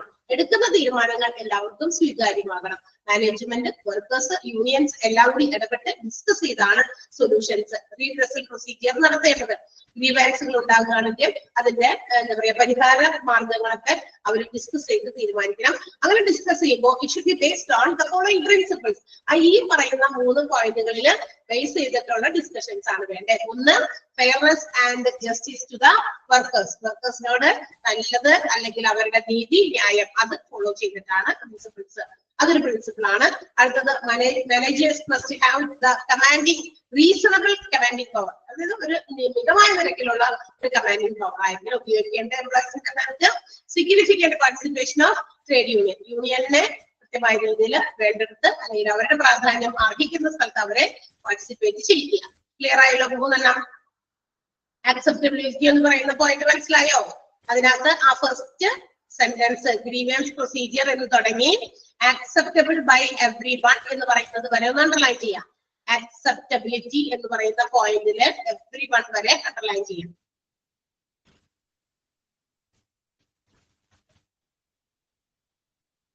Okay. Next one. അടുത്തത് എന്താ? ഇനി ഗ്രീവൻസ് റീഡ്രസൽ പ്രൊസീജിയറിൽ ഉണ്ടായിരിക്കേണ്ട മറ്റൊരു കാര്യമാണ് promptness. What you mean by promptness? എന്ന് വെച്ചാൽ എത്രയും പെട്ടെന്ന്, വേഗത ഏറ്റവും വലിയ ഇമ്പോർട്ടന്റ് ആയിട്ടുള്ള കാര്യം. എന്തിന്റെ വേഗത? Prompt handling of grievance redressal procedure. അതായത് ഗ്രീവൻസുകളെ, കംപ്ലൈന്റുകൾ ഉണ്ടാകുമ്പോൾ അതിന് എത്രയും പെട്ടെന്ന് പരിഹാരം ഉണ്ടാക്കി കൊടുക്കുക. അടുത്ത ആഴ്ച ആവട്ടെ, അടുത്ത മാസം ആകട്ടെ, ഒരു 2 മാസം കഴിയട്ടെ, പരിഹാരം ഞങ്ങൾ കാണാം. അത് വെച്ചുകൊണ്ടിരിക്കാൻ പാടില്ല. അതാണ് പറയുന്നത്. അത് ഗ്രീവൻസുകളെ കൂടുതൽ എന്താ പറയാ മോശം സിറ്റുവേഷൻസ്, വേഴ്സ്റ്റ് കണ്ടീഷൻസിലേക്ക് കൊണ്ടുപോകും. അതില്ലാതിരിക്കാൻ prompt handling of grievance should be done. ഇത് പെട്ടെന്ന് അതിന് തീരുമാനം എടുക്കാം. എന്താണ് അതിന് പറ്റിയ പോംവഴി, അല്ലെങ്കിൽ ആ പ്രശ്നം പരിഹരിക്കാൻ എങ്ങനെയാണ് നമുക്ക് എത്രയും പെട്ടെന്ന് ആക്ഷൻ എടുക്കാൻ പറ്റുക, അത് ചിന്തിച്ച് ചെയ്യണം. അത് ഏത് രീതിയിൽ ചെയ്യാമെന്ന് കുറച്ച് പോയിന്റ് അവിടെ പറഞ്ഞിട്ടുണ്ട്. പ്രോംപ്റ്റ് ആയിട്ട് എളുപ്പം നമുക്ക് ആ ഗ്രീവിയൻസുകളെ മാറ്റാൻ വേണ്ടിയിട്ടുള്ള കാര്യങ്ങൾ എങ്ങനെ ചെയ്യാം എന്നുള്ളത് താഴെ പറയുന്നത് എങ്ങനെയാണ്. ഒന്ന്, grievances should be addressed at the initial level. എന്ത് കംപ്ലൈന്റുകളും അതുപോലെ ഡിസാറ്റിസ്ഫാക്ഷനോ ഡിസ്കണ്ടന്റ്മെന്റോ ഉണ്ടായാൽ അത് ഇനീഷ്യൽ ലെവലിൽ തന്നെ പറഞ്ഞിരിക്കണം, അറിയിച്ചിരിക്കണം. ആരെ അറിയിക്കണം? ബന്ധപ്പെട്ട ആൾക്കാരെ അറിയണം. നമ്മുടെ ഡെയിലി എംപ്ലോയീസിന്റെ ഇടയിൽ നിങ്ങൾ ഒരു പരാതി കിട്ടോ, ആരെയാണോ അറിയിക്കേണ്ടത് 10 പേരെ അറിയിക്കുക. അല്ലാണ്ട് അവിടെ ഇട്ട് എന്ത് ചെയ്യുന്നു, പരസ്പരം അങ്ങോട്ടും ഇങ്ങോട്ടും പറഞ്ഞ് എന്താ പറയാ, കുഞ്ഞിനെ ഇങ്ങനെ വലുതാക്കി അങ്ങോട്ട് പെരുപ്പിച്ച് ആ പ്രശ്നത്തെ വലിയൊരു ഉണ്ടാക്കി വെച്ചിട്ട് ഏറ്റവും അവസാനം കൊണ്ടുപോയി പറയാമെന്ന് വെച്ച് കഴിയുമ്പോഴേക്കും ഇവിടെ ആകെ സംഗതി വശലായിട്ടുണ്ടാകും അല്ലെ. അപ്പൊ അതില്ലാതെ ഗ്രീവൻസുകൾ ഇനീഷ്യൽ ലെവലിൽ തന്നെ അഡ്രസ് ചെയ്യേണ്ടത് ആർക്കാണ്? മാനേജ്മെന്റിനാണെങ്കിൽ അവിടെ, അല്ലെങ്കിൽ നമ്മുടെ ഗ്രീവൻസ് റീഗ്രസൽ കമ്മിറ്റി കഴിഞ്ഞിട്ട് നമ്മൾ പറഞ്ഞു കമ്മിറ്റിയോടാണെങ്കിൽ അവിടെ, അല്ലെങ്കിൽ കൺസേൺഡ് പീപ്പിൾ ആരോടാണ് നമ്മൾ ഇത് പറയേണ്ടത്, നമുക്ക് ഇങ്ങനൊരു പരാതി ഉണ്ട്, നമ്മൾ ഇത് ആരെ അറിയിക്കും? ചിലപ്പോൾ അവരെ എംപ്ലോയീസിന്റെ അവരുടെ ഡിപ്പാർട്ട്മെന്റിന്റെ ഹെഡ് ഉണ്ട്, അവരെ അറിയിക്കാം. അവരെ അറിയിച്ചാൽ മതി. ഹെഡ് അതിന് കഴിഞ്ഞിട്ട് അതിന്റെ മുകളിലേക്ക് അറിയിച്ചു പോക്കോളും. ഓക്കെ, അപ്പൊ എവിടെ അറിയിക്കണമെന്ന് വെച്ചാൽ കൃത്യമായിട്ട് തുടക്കം തന്നെ അറിയിക്കും ഇങ്ങനൊരു കാര്യമുണ്ട് എന്നുള്ളത്. ഓക്കെ, എന്നാലേ ആകുള്ളൂ അല്ലെ. എല്ലാ ആളുകളുടെ മുഖത്ത് നോക്കി നമുക്ക് മനസ്സിലാക്കാൻ പറ്റുമോ? എംപ്ലോയീസിന്റെ ഇടയിൽ ഇങ്ങനെ ഒരു പ്രശ്നം കളിക്കുന്നുണ്ടെന്ന് മാനേജ്മെന്റ് വന്ന് ഇടയ്ക്ക് വന്ന് നോക്കുമ്പോ അറിയാൻ പറ്റുമോ? ഇല്ല. അത്തരം പ്രശ്നങ്ങൾ ഉണ്ടെങ്കിൽ അത് കൃത്യമായി നേരത്തെ തന്നെ അറിയാം. Multiple appeals should be avoided. എന്ത് പറ്റണം? ഇനി നമ്മളിങ്ങനെ എന്താ കഴിഞ്ഞ പോയിന്റുകളിൽ പറഞ്ഞു, കമ്മിറ്റിയിൽ പറഞ്ഞിട്ടാ നമ്മുടെ കമ്മിറ്റിയുടെ കുറച്ച് കാര്യങ്ങൾ വായിച്ചപ്പോൾ ഞാൻ പറഞ്ഞ കാര്യമാണ്. നമുക്ക് എന്ത് ചെയ്യാം? നമ്മളുടെ പരാതികൾ നമ്മൾ കമ്മിറ്റിയെ അറിയിക്കുന്നു. കമ്മിറ്റിയുടെ അടുത്തുനിന്ന് നമുക്ക് എന്താ പറയാ, വേണ്ടത്ര നല്ലൊരു സൊല്യൂഷൻ കിട്ടിയില്ല എങ്കിൽ we can go for an appeal to the management എന്ന് പറഞ്ഞിരുന്നോ? ഞാൻ ഓർക്കണ്ട നിങ്ങള്. യെസ്, ആ കമ്മിറ്റിയിൽ തൊട്ട് പോലുണ്ട് പോയിന്റ്. അവിടെ പറഞ്ഞിട്ടുണ്ടാവണം, എന്തായാലും പറയാതിരിക്കില്ല. ഓക്കെ, അപ്പൊ നമുക്ക് പരാതികളും പ്രശ്നങ്ങളും ഒക്കെ ഉണ്ടെങ്കിൽ ഒന്നുമില്ലെങ്കിൽ നമ്മളുടെ ആ എംപ്ലോയീസിന്റെ ഒരു ഗ്രീവൻസ് ഹാൻഡ്ലിംഗ് കമ്മിറ്റി ഉണ്ട് അവിടെ. അപ്പൊ അതൊക്കെ ഹാൻഡിൽ ചെയ്യുന്ന കമ്മിറ്റിയിലേക്ക് ആ കാര്യം അറിയിക്കുക, അല്ലെങ്കിൽ അവരുടെ ഹെഡ് ഓഫ് ദ ഡിപ്പാർട്ട്മെന്റിനെ അറിയിക്കാം. ഡിപ്പാർട്ട്മെന്റ് HOD അത് ആ ഗ്രീവൻസ് ഹാൻഡ്ലിംഗ് കമ്മിറ്റി അറിയിക്കും. ആ കമ്മിറ്റി അറിയിച്ചു കഴിഞ്ഞാൽ ആ കമ്മിറ്റിയിൽ ഒതുക്കി തീർക്കാവുന്ന, അവർക്ക് തന്നെ പ്രശ്നം പരിഹരിക്കാൻ പറ്റുന്നതാണെങ്കിൽ അത് അങ്ങനെ ഓക്കെ. അതർവൈസ് അതല്ലെങ്കിൽ എന്ത് ചെയ്യും? അവരുടെ പ്രശ്നത്തിന് നല്ല സൊല്യൂഷൻ അവർക്ക് കണ്ടെത്താൻ പറ്റിയില്ല, അല്ലെങ്കിൽ workers are not satisfied with that solution, workers ആ ഒരു സൊല്യൂഷനോട് അവർക്ക് സാറ്റിസ്ഫാക്ഷനും കിട്ടിയില്ല എങ്കിൽ അവർക്ക് എന്ത് ചെയ്യാൻ പറ്റും? For an appeal to the management. മാനേജ്മെന്റിനോട് അപ്പീൽ പോകാം. പക്ഷെ അങ്ങനെ അപ്പീൽ മുമ്പേ ഒരുപാട് പ്രാവശ്യം അപ്പീൽ പോകാനുള്ള സാഹചര്യം കൊടുത്തിരുന്നത്. അതെന്താ കാരണം? അങ്ങനെ കൊടുത്താൽ അതൊരു വീക്ക്നെസ് അല്ലേ? ഓർഗനൈസേഷന്റെ പ്രശ്നം സോൾവ് ചെയ്യാനുള്ള ഒരു എന്താ പറയാ, ഒരു എന്താ പറയാ, പോരായ്മയായിട്ട് കണക്കാക്കപ്പെടൂലേ? ആണോ? ഇല്ലേ? ഇപ്പൊ ഒരു പ്രശ്നമായിട്ട് നമ്മളുടെ അടുത്തേക്ക് വരുന്നു. ആ പ്രശ്നത്തിന് ഞാൻ ഒരു നല്ല പരിഹാരം കൊണ്ടുവരുമ്പോ എംപ്ലോയീസിന് അവർ സംതൃപ്തരായി. ഓക്കെ, ഇത് ഫൈനൽ നല്ല റിസൾട്ട് ആണ്, അല്ലെങ്കിൽ നല്ലൊരു സൊല്യൂഷൻ ആണ്. നമുക്ക് കൈകാര്യം ചെയ്യാൻ പറ്റിയില്ലെങ്കിൽ നമ്മളത് മാനേജ്മെന്റിനെ അറിയിക്കുന്നു, അല്ലെങ്കിൽ അവരത് മാനേജ്മെന്റിനെ അറിയിക്കുന്നു. അപ്പീൽ പോകുന്നു, അത് ഞങ്ങൾക്ക് ഒരു നല്ല രീതിയിലുള്ള സൊല്യൂഷൻ ആയിട്ട് തോന്നിയില്ല. സോ നമുക്ക് എന്താണ് ഇതിനൊരു പരിഹാരമാക്കാം, അവരതിന് വേണ്ടിയിട്ട് ഒരു സൊല്യൂഷൻ. പക്ഷെ അങ്ങനെ കൂടുതൽ പ്രാവശ്യം ആ ഒരു അപ്പീലിലേക്ക്, മാനേജ്മെന്റിനെ ഇടപെടുത്തിക്കൊണ്ടുള്ള അപ്പീലിലേക്ക് പോകുന്നത് ഒഴിവാക്കുകയാണെങ്കിൽ എന്നുവെച്ചാൽ പ്രശ്നം നമുക്ക് നൈസായിട്ട് സോൾവ് ചെയ്യാൻ പറ്റുന്ന രീതിയിൽ തന്നെ ചെയ്യാം. ഒരുപാട് അപ്പീലുകൾ അവോയ്ഡ് ചെയ്യാനായിട്ട് ശ്രമിക്കണം. ഒരുപാട് പോയി കഴിഞ്ഞാൽ അർത്ഥം അതിന് നല്ല രീതിയിൽ ഹാൻഡിൽ ചെയ്യാനുള്ള ആളുകളില്ല, കഴിവുള്ളവരില്ല. അത് നമ്മുടെ പോരായ്മയാണ്. പോരായ്മകൾ ഇല്ലാതിരിക്കണമെങ്കിൽ എന്ത് ചെയ്യണം? അത്തരം സൊല്യൂഷൻസ് ആ രീതിയിൽ തന്നെയാണ് നടപടികൾ സ്വീകരിക്കേണ്ടത്. Okay, then strict enforcement of the prescribed time limits at each level. ഈ ഗ്രീവൻസുകൾ ഹാൻഡിൽ ചെയ്യുന്ന സമയത്ത് ഓരോ ലെവലിലും ഒരു ഒറ്റയടിക്ക് ചിലപ്പോൾ ഗ്രീവൻസുകൾ ഒന്നും സോർട്ട് ചെയ്യാൻ പറ്റില്ല. അപ്പൊ ഓരോ ലെവലിനും ഒരു പ്രത്യേക ടൈം പീരീഡ് കൊടുക്കണം, പ്രിസ്ക്രൈബ്ഡ് ടൈം കൊടുക്കണം. ഇപ്പൊ 1 ദിവസത്തിനുള്ളിൽ, 2 ദിവസത്തിനുള്ളിൽ ഇതിനൊരു പരിഹാരം. ഓക്കെ, അതാണ് ആ ഒരു ടൈം ലിമിറ്റേഷൻ അവിടെ വയ്ക്കണം. അല്ലെങ്കിൽ എപ്പോഴെങ്കിലും പരിഹരിച്ചാൽ മതി എന്ന് പറയുമ്പോൾ അതിങ്ങനെ ലാഗ് ചെയ്യും അല്ലെ? ഇങ്ങനെ കടന്ന് അത് എന്താ പറയാ, ഇങ്ങനെ കടന്നു പോകും. പിന്നെ അവസാനം അല്ലെങ്കിൽ ആവട്ടെ, എപ്പോഴെങ്കിലും അത് സോൾവ് ചെയ്യട്ടെ എന്നുള്ള മൈൻഡ് ആവും എംപ്ലോയീസിന്റെ ഭാഗത്തും. അങ്ങനെ പോയിട്ട് കാര്യമില്ല, എംപ്ലോയീസ് സാറ്റിസ്ഫൈഡ് ആയിട്ടില്ല. പക്ഷെ ആ പ്രശ്നം അവിടെ തന്നെ കിടക്കാണ്, എന്ത് ചെയ്തിട്ടില്ല, അതിന് സൊല്യൂഷൻ കണ്ടെത്തിയില്ല.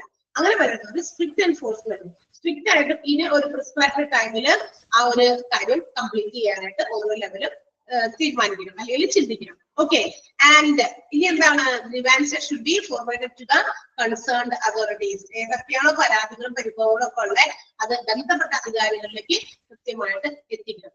ബന്ധപ്പെട്ട അധികാരികളെ കൃത്യസമയത്ത് അത് തുടക്കം തന്നെ അറിയിക്കുക, അപ്പീലുകൾ അധികം ഒഴിവാക്കുക, അവർ പ്രത്യേക പ്രിസ്ക്രൈബ്ഡ് ടൈം ലിമിറ്റിനുള്ളിൽ ഓരോ ലെവലും കംപ്ലീറ്റ് ചെയ്യും. ദീസ് ആർ ദ പ്രോംപ്റ്റ്നെസ് എന്ന് പറയുന്നത് നമുക്ക് എങ്ങനെ നടപ്പിലാക്കാൻ പറ്റും, ഗ്രീവൻസില് എത്രയും പെട്ടെന്ന് പരിഹാരങ്ങൾ എങ്ങനെ ഉണ്ടാക്കാൻ പറ്റും എന്നുള്ളത് ഈ പറയുന്ന 4 പോയിന്റുകളിൽ ബേസ്ഡ് ആണ്. ക്ലിയർ ആയോ?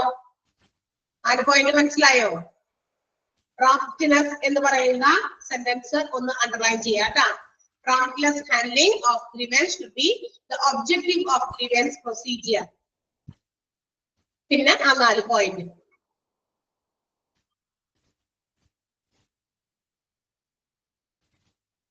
ഓക്കെ, അടുത്തത് ലീഗൽ സാങ്ക്ടിറ്റി ആണ്. എന്താ ലീഗൽ സാങ്ഷൻ എന്ന് പറയാൻ വേണമെങ്കിൽ നമുക്ക് എന്ന് വെച്ചാൽ നമ്മളിപ്പോ ഗ്രീവൻസിന് വേണ്ടിയിട്ട് പരാതികളൊക്കെ തീർക്കാൻ വേണ്ടിയിട്ട് സോൾവ് ചെയ്യാൻ വേണ്ടിയിട്ട് നമ്മൾ എന്തെങ്കിലും procedures we are following, it should be according to the existing legislations or statutory provisions. നിലനിൽക്കുന്ന ആ ഓർഗനൈസേഷന്റെ ചില രീതികളും നിയമങ്ങളൊക്കെ ഉണ്ട്. ആ നിയമങ്ങളിൽ നിന്നുകൊണ്ട് വേണം സോൾവ് ചെയ്യാനായിട്ട്. അല്ലാണ്ട് നിയമത്തിന് എന്താ പറയാ വിട്ട് ആ നിയമത്തിൽ നിന്ന് പുറത്തു കിടന്നിട്ടുള്ള സൊല്യൂഷൻസ് കൊടുക്കാൻ പാടില്ല. അവിടെ എസ്റ്റാബ്ലിഷ് ചെയ്ത് വെച്ചിരിക്കുന്ന ഓരോ ഓർഗനൈസേഷനും അതിൻ്റെതായ എസ്റ്റാബ്ലിഷ്ഡ് ആയിട്ടുള്ള ലെജിസ്ലേഷൻസ് ഉണ്ട്, സ്റ്റാറ്റ്യൂട്ടറി പ്രൊവിഷൻസ് ഉണ്ട്. സ്റ്റാറ്റ്യൂട്ടറി പ്രൊവിഷൻസ് നിയമപരമായി ഉപയോഗിക്കേണ്ട അനുവർത്തിക്കേണ്ട ചില നിബന്ധനകളൊക്കെ ഉണ്ട്. ആ നിബന്ധനകൾക്ക് ഉള്ളിൽ നിന്നുകൊണ്ട് വേണം എന്ത് ചെയ്യാനായിട്ട്, നമുക്ക് ഗ്രീവൻസുകളൊക്കെ ഹാൻഡിൽ ചെയ്യാനായിട്ട്. ഓക്കെ, അപ്പൊ അത്തരം കാര്യങ്ങൾ നിൽക്കുമ്പോ അവിടെ ലോസ്, അവരുടെ കാര്യങ്ങളൊക്കെ ഉണ്ട്, അവരുടെ നിയമങ്ങളൊക്കെ ഉണ്ട്. അപ്പൊ ഗ്രീവൻസ് മെഷീനറി എന്ന് പറയുന്നത് it should be based on under any law of the organisation. ഓർഗനൈസേഷന്റെ ലോസിനെ അടിസ്ഥാനമാക്കി അത് എപ്പോഴൊക്കെ ആയെങ്കിലും മാക്സിമം ആ ഒരു കാര്യങ്ങൾ തന്നെ ഫോളോ ചെയ്ത് വേണം നമുക്ക് അതിന് സൊല്യൂഷൻസ് കൊണ്ടുവരാനായിട്ട്. ഓക്കെ, അപ്പൊ എന്താ പറയാ, ഒരു കളക്റ്റീവ് ബാർഗെയിനിങ്ങോ അല്ലെങ്കിൽ ഒരു ഓർഗനൈസേഷന്റെ സ്റ്റാൻഡിംഗ് ഓർഡേഴ്സ് ഉണ്ടായിരിക്കും, നിയമങ്ങള്, അതൊക്കെ ഈ ഒരു പ്രൊസീജിയറിൽ നമ്മൾ ഉൾപ്പെടുത്തിയിരിക്കണം. ഒരു സൊല്യൂഷൻ കണ്ടെത്തുന്ന സമയത്ത് അത്തരം സ്റ്റാറ്റ്യൂട്ടറി പ്രൊവിഷൻസ് ഫോളോ ചെയ്ത് തന്നെ സോൾവ് ചെയ്യാം. അത്രേ ഉള്ളൂ. അത് ഓർഗനൈസേഷന്റെ സ്റ്റാറ്റ്യൂട്ടറി പ്രൊവിഷൻസിന് അല്ലെങ്കിൽ എക്സിസ്റ്റിംഗ് ആയിട്ടുള്ള ലെജിസ്ലേഷൻസ് ഫോളോ ചെയ്ത് വേണം ഗ്രീവൻസ് പ്രൊസീജിയർ നമ്മൾ ഹാൻഡിൽ ചെയ്യാൻ. അതിനുള്ള ലീഗൽ സാങ്ക്ടിറ്റി എന്ന് പറയുന്നത് കേട്ടോ. ആ സെന്റൻസ് ഒന്ന് അണ്ടർലൈൻ ചെയ്യോ? ഫസ്റ്റ് സെന്റൻസ് മാത്രമേ ഉള്ളൂ, സ്റ്റാറ്റ്യൂട്ടറി പ്രൊവിഷൻസ് വരെ.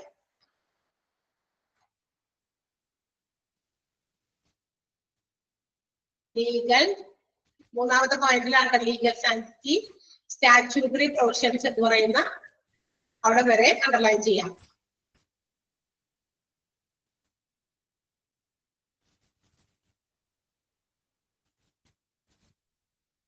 ക്ലിയർ ആയോ? അടുത്ത പോയിന്റ് പറയട്ടെ. യെസ്, അടുത്തത് സിംപ്ലിസിറ്റി ആണ്. ആ വേർഡ് എന്ന് കേട്ടാൽ അറിയാം, സിമ്പിൾ ആയിരിക്കണം. എന്ന് വെച്ചാൽ ഗ്രീവൻസ് പ്രൊസീജിയറിന് ഒരുപാട് ഇങ്ങനെ സ്റ്റെപ്പ് ബൈ സ്റ്റെപ്പ് ആയിട്ട് ഓരോ കാര്യങ്ങൾ ചെയ്യിപ്പിച്ച് അതിന്റെ സൊല്യൂഷനിലേക്ക് എത്താതെ കുറച്ച് ഫ്യൂവർ സ്റ്റെപ്സ്, വളരെ കുഞ്ഞു ചെറിയ സ്റ്റെപ്സിൽ എന്താ പറയാ പെട്ടെന്ന് അത് പരിഹരിക്കുക. എംപ്ലോയീസ് തീർച്ചയായിട്ടും ആ കൺസേൺഡ് അതോറിറ്റി ആരെയാണോ നമ്മുടെ പരാതികൾ അറിയിക്കേണ്ടത് അത് അവരെ അറിയിക്കുക. എന്നിട്ട് അത് ആ ഒരു പ്രൊസീജിയർ അത് കൃത്യമായിട്ട് ഹാൻഡിൽ ചെയ്യുക. അത് എളുപ്പം ചെയ്താൽ കുഴപ്പമില്ല. ബന്ധപ്പെട്ട അധികാരികളെ അറിയിക്കുന്നു, അവരത് ഹാൻഡിൽ ചെയ്യുന്നു, അല്ലെങ്കിൽ അവരത് ആരിലേക്കാണ് ഫോർവേഡ് ചെയ്യുക, അവർക്ക് ഫോർവേഡ് ചെയ്ത് അതിനൊരു സൊല്യൂഷൻ കണ്ടെത്തുന്നു. ഏറ്റവും ചുരുങ്ങിയ സ്റ്റെപ്സിൽ നമ്മൾ എന്താ പറയാ ഈ പറയുന്ന ഗ്രീവൻസുകൾ പ്രൊസീജിയർ ചുരുക്കുക. ഏറ്റവും ചുരുങ്ങിയ സമയം കൊണ്ട് ചുരുങ്ങിയ സ്റ്റെപ്സ് ഉപയോഗിച്ച് അതിനൊരു സൊല്യൂഷൻ കണ്ടെത്തുക. കൂടുതൽ നീണ്ടു പോകാതെ. അതാണ് സിംപ്ലിസിറ്റി എന്ന് ഉദ്ദേശിക്കുന്നത്. Grievances must have fewer steps. Okay, ഈ പോയിന്റുകൾ ഇമ്പോർട്ടന്റ് ആണ് കേട്ടോ. ഇത് എന്തൊക്കെയാണ് നമ്മുടെ ഗ്രീവൻസ് റീഡ്രസൽ പ്രൊസീജിയറിന്റെ എസെൻഷ്യൽസ്, ഏറ്റവും ഇമ്പോർട്ടന്റ് ആയിട്ട് വേണ്ടത് acceptability, promptness, legal sanctity, simplicity. അടുത്തത് ട്രെയിനിങ് ആണ്. ഇനി ഒരു ഗ്രീവൻസ് മെഷീനറി അല്ലെങ്കിൽ ഒരു ഗ്രീവൻസ് ഹാൻഡ്ലിംഗ് പ്രൊസീജിയർ ഇഫക്റ്റീവ് ആയിട്ട് വർക്ക് ചെയ്യണമെങ്കിൽ, അല്ലെങ്കിൽ to ensure the effective working of grievance redressal procedure, ഇത് നല്ല ഇഫക്റ്റീവ് ആയിട്ട് വർക്ക് ചെയ്യണമെങ്കിൽ എന്ത് ചെയ്യണം? അവിടെയുള്ള സൂപ്പർവൈസേഴ്സ്, എംപ്ലോയീസിനെ എപ്പോഴും മോണിറ്ററി സൂപ്പർവൈസ് ചെയ്യുന്ന സൂപ്പർവൈസർമാരില്ലേ, അവരും അതുപോലെ തന്നെ ട്രേഡ് യൂണിയൻസ് ഉണ്ട്, അല്ലെങ്കിൽ അവരുടെ റെപ്രസെന്റേറ്റീവ്സ് ഉണ്ട്. ഇവർക്കൊക്കെ വേണ്ട സമയങ്ങളിൽ ട്രെയിനിങ് കൊടുക്കുക. എങ്ങനെയാണ് ഗ്രീവൻസ് ഹാൻഡിൽ ചെയ്യുന്നത് എന്നുള്ളതുമായി ബന്ധപ്പെട്ടുള്ള ചില ട്രെയിനിങ്ങുകൾ പ്രൊവൈഡ് ചെയ്യാം. അങ്ങനെ എന്ത് പറ്റും, ഗ്രീവൻസ് പ്രൊസീജിയറിനെ നമുക്ക് നല്ല രീതിയിൽ ഇഫക്റ്റീവ് ആയിട്ട് ഉപയോഗപ്പെടുത്താൻ പറ്റും. എന്ന് വെച്ചാൽ എന്താണ്, അപ്പൊ വേണ്ട സമയങ്ങളിൽ കുറച്ച് എംപ്ലോയീസിന്റെ ഇടയിൽ എന്തെങ്കിലും പ്രശ്നങ്ങളൊക്കെ ഉണ്ടാകുമ്പോൾ ഇങ്ങനെയൊക്കെയാണ് നമ്മളത് ഡീൽ ചെയ്യണ്ടേ, അതിനുള്ള സൊല്യൂഷൻ നിങ്ങൾക്ക് തന്നെ ഉണ്ടാക്കാൻ പറ്റും എന്നുള്ള കാര്യം ഉറപ്പ് കൊടുക്കുക. ആർക്ക്? സൂപ്പർവൈസേഴ്സിനും ട്രേഡ് യൂണിയൻസിനും അല്ലെങ്കിൽ മറ്റ് റെപ്രസെന്റേറ്റീവ് ആയിട്ട് എംപ്ലോയീസിന്റെ വല്ല റെപ്രസെന്റേറ്റീവ്സ് ആയിട്ടൊക്കെ സെലക്ട് ചെയ്ത് വെച്ചിട്ടുണ്ടെങ്കിൽ അവർക്ക് പ്രോപ്പർ ഒരു ട്രെയിനിങ് അത് കൊടുക്കുക. അപ്പൊ ആ പ്രശ്നങ്ങൾ ഒരു പരിധി വരെയൊക്കെ വലിയ വലിയ നിലകളിലേക്ക് എത്താതെ ഏറ്റവും താഴെ വെച്ച് തന്നെ പരിഹരിച്ച് നല്ല സ്മൂത്ത് ആയിട്ട് ഓർഗനൈസേഷൻ ഫംഗ്ഷൻ ചെയ്യാൻ പറ്റും. ക്ലിയർ ആയോ? ആ സെന്റൻസ് അണ്ടർലൈൻ ചെയ്യണം. To ensure effective working of the grievance procedure, the supervisors and trade union representatives must be provided training for handling grievances.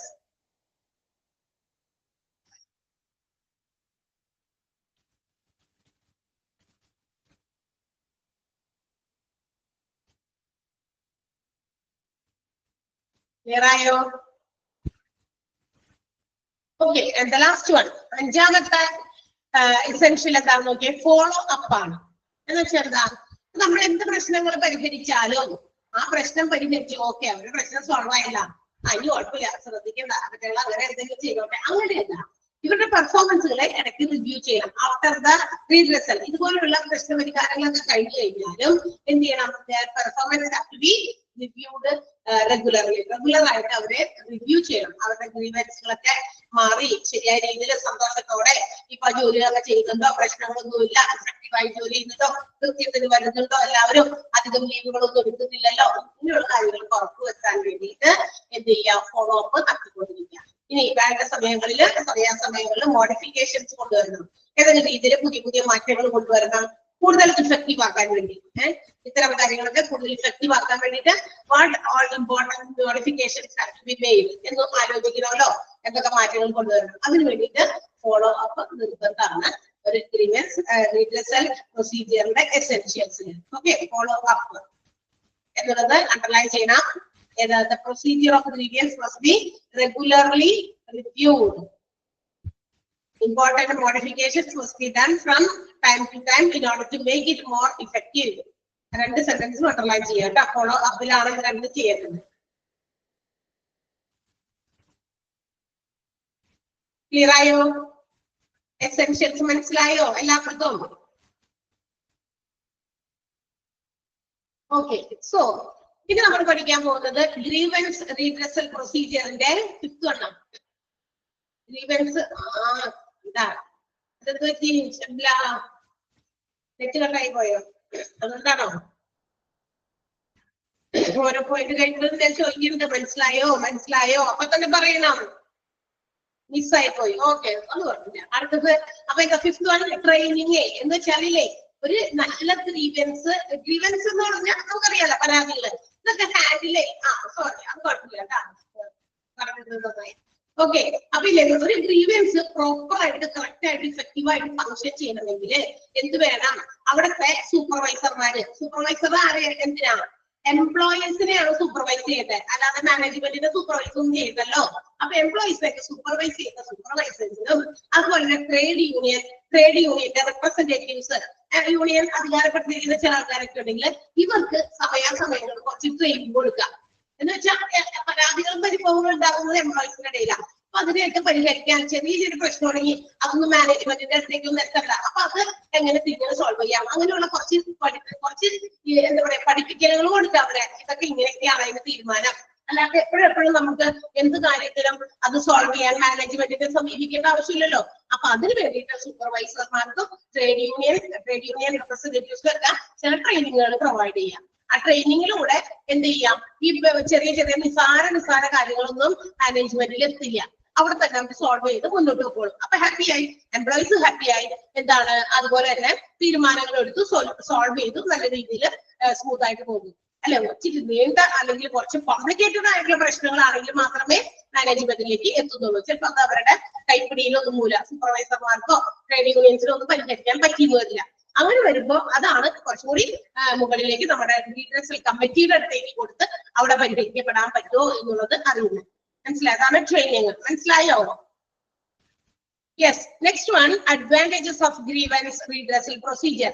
എന്താണ് ഇതിന്റെ നേട്ടം? ഇതുപോലെയുള്ള പ്രശ്നങ്ങളും കംപ്ലൈന്റുകളും ഒക്കെ ഉണ്ടാകുമ്പോൾ അത് പരിഹരിച്ച്, അല്ലെങ്കിൽ അത്തരം പ്രൊസീജിയേഴ്സ് ഉപയോഗിച്ച് നമ്മൾ അത് പരിഹരിച്ചു, എന്ത് നേട്ടം അതുകൊണ്ടുള്ളത്? So let's see what are advantages of grievance redressal procedure. ഒന്നാമത്തേത്, it brings out grievance issues in front of the management so that we can take remedial actions.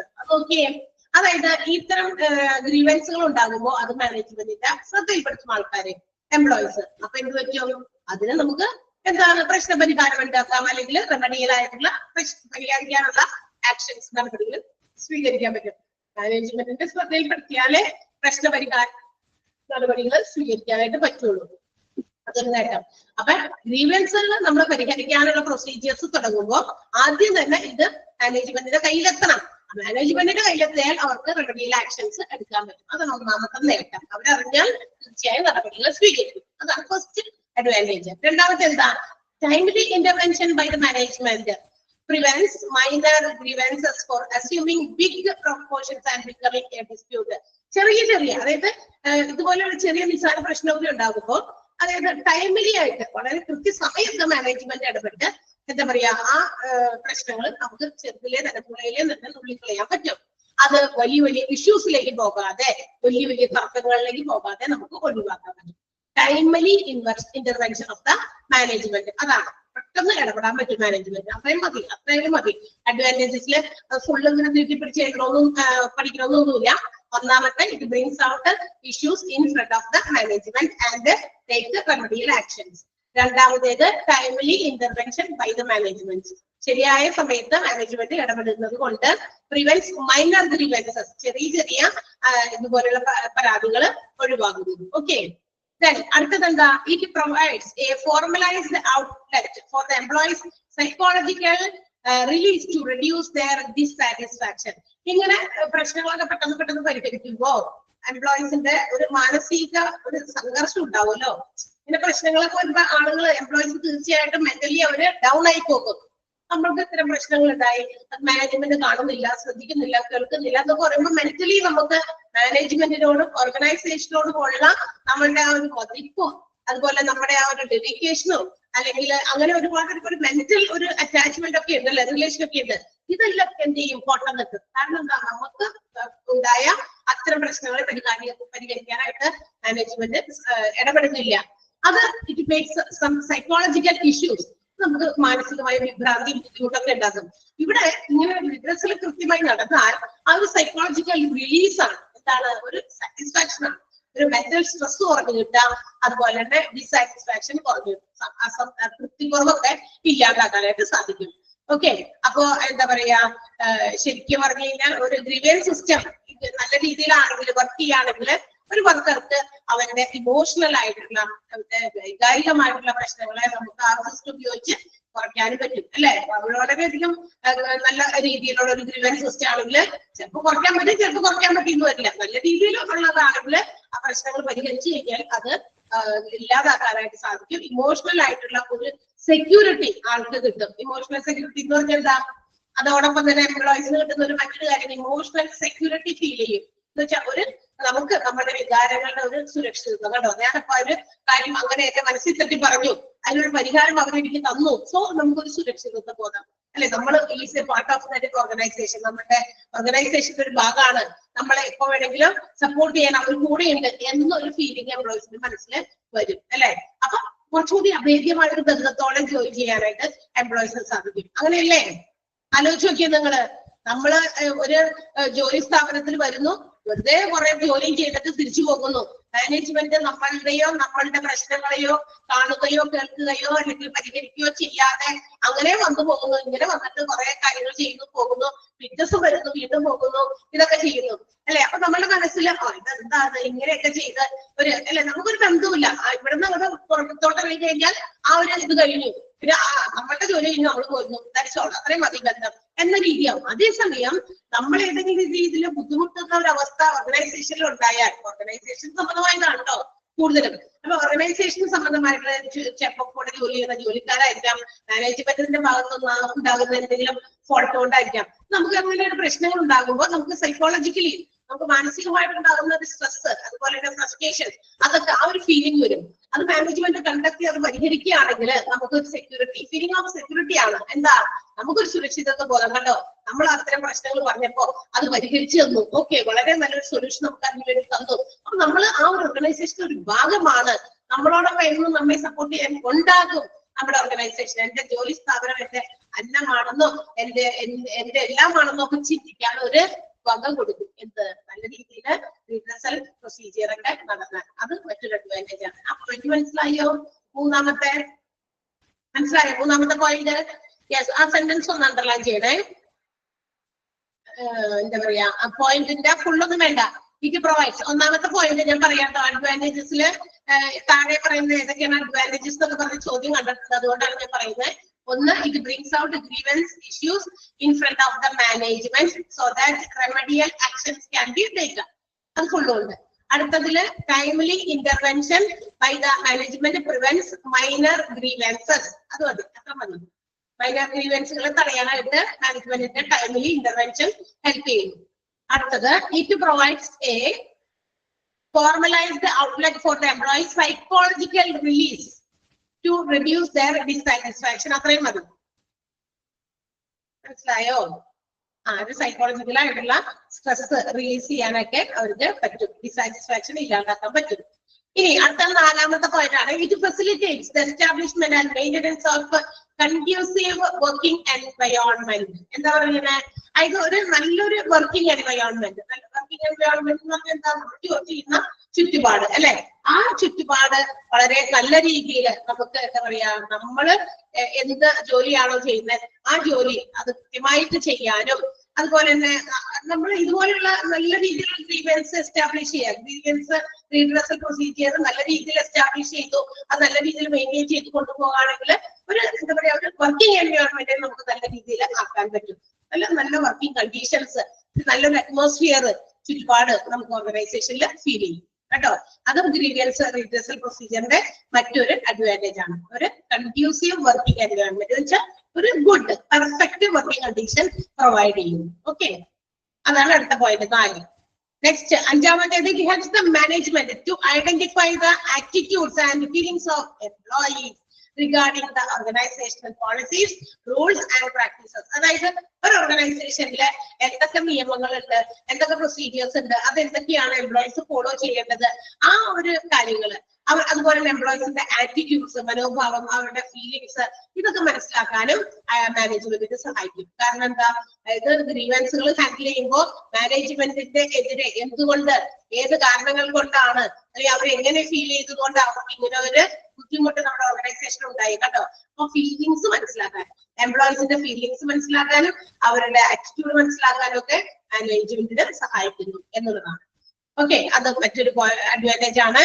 And the last one, it closely monitors arbitrary management actions. എന്ന് വെച്ചാൽ എന്താ, മാനേജ്മെന്റിന്റെ actions, management എടുക്കുന്ന തീരുമാനങ്ങൾ, നടപടികൾ, ഇതൊക്കെ വളരെ നല്ല രീതിയിൽ അടുത്തറിയാനായിട്ട്, പരിഹാര മാർഗങ്ങളൊക്കെ കണ്ടുപിടിക്കുമല്ലോ, ആ പരിഹാര മാർഗങ്ങളൊക്കെ ഒരുപാട് അടുത്തറിയാൻ, അവരുടെ സൊല്യൂഷൻസ് എന്താണ് അതൊക്കെ മോണിറ്റർ ചെയ്യാനായിട്ട് പറ്റും. എന്ന് വെച്ചാൽ നമുക്കറിയാലോ, ഇപ്പൊ നമ്മുടെ ഓർഗനൈസേഷനിലെ മാനേജർ, അവർക്ക് അറിയാം അവരെടുക്കുന്ന ആക്ഷൻസ്. ഇപ്പൊ എന്താ പറയാ, എംപ്ലോയീസ് നല്ല രീതിയിൽ സ്ക്രൂട്ടിനൈസ് ചെയ്യപ്പെടുന്നുണ്ട്, അവര് എപ്പോഴും എന്താ പറയാ മാനേജ്മെന്റിന്റെ നോട്ടത്തിന്റെ കീഴിലാണ്. അതുപോലെ അവർക്ക് എതിരെ ഉണ്ടാകുന്ന എന്താ പറയാ ചില കാര്യങ്ങൾ ഒക്കെ ഉണ്ടാകുമ്പോ ബി മോർ കോഷ്യസ്. എംപ്ലോയീസ് ഒക്കെ എന്തായിരിക്കും, വളരെ ഒരു നല്ല എന്താ പറയാ, അവരും അവരുടേതായ ധാരണകള് അവരെപ്പോഴും പ്രിപ്പയർഡ് ആയിരിക്കും. അതായത് തെറ്റുകളൊന്നും വരാതെ റൂൾസ് ആൻഡ് റെഗുലേഷൻസ് ഒക്കെ ഫോളോ ചെയ്ത് മാനേജേഴ്സിന് അവരുടേതായ ആക്ഷൻസ് എടുക്കാനുള്ള, തീരുമാനങ്ങൾ എടുക്കാനുള്ള റൈറ്റ് ഉണ്ടല്ലോ, അവകാശം ഉണ്ടല്ലോ. അപ്പൊ അതനുസരിച്ച് എംപ്ലോയീസും പെരുമാറുക, അവരെപ്പോഴും അലർട്ട് ആയിരിക്കും.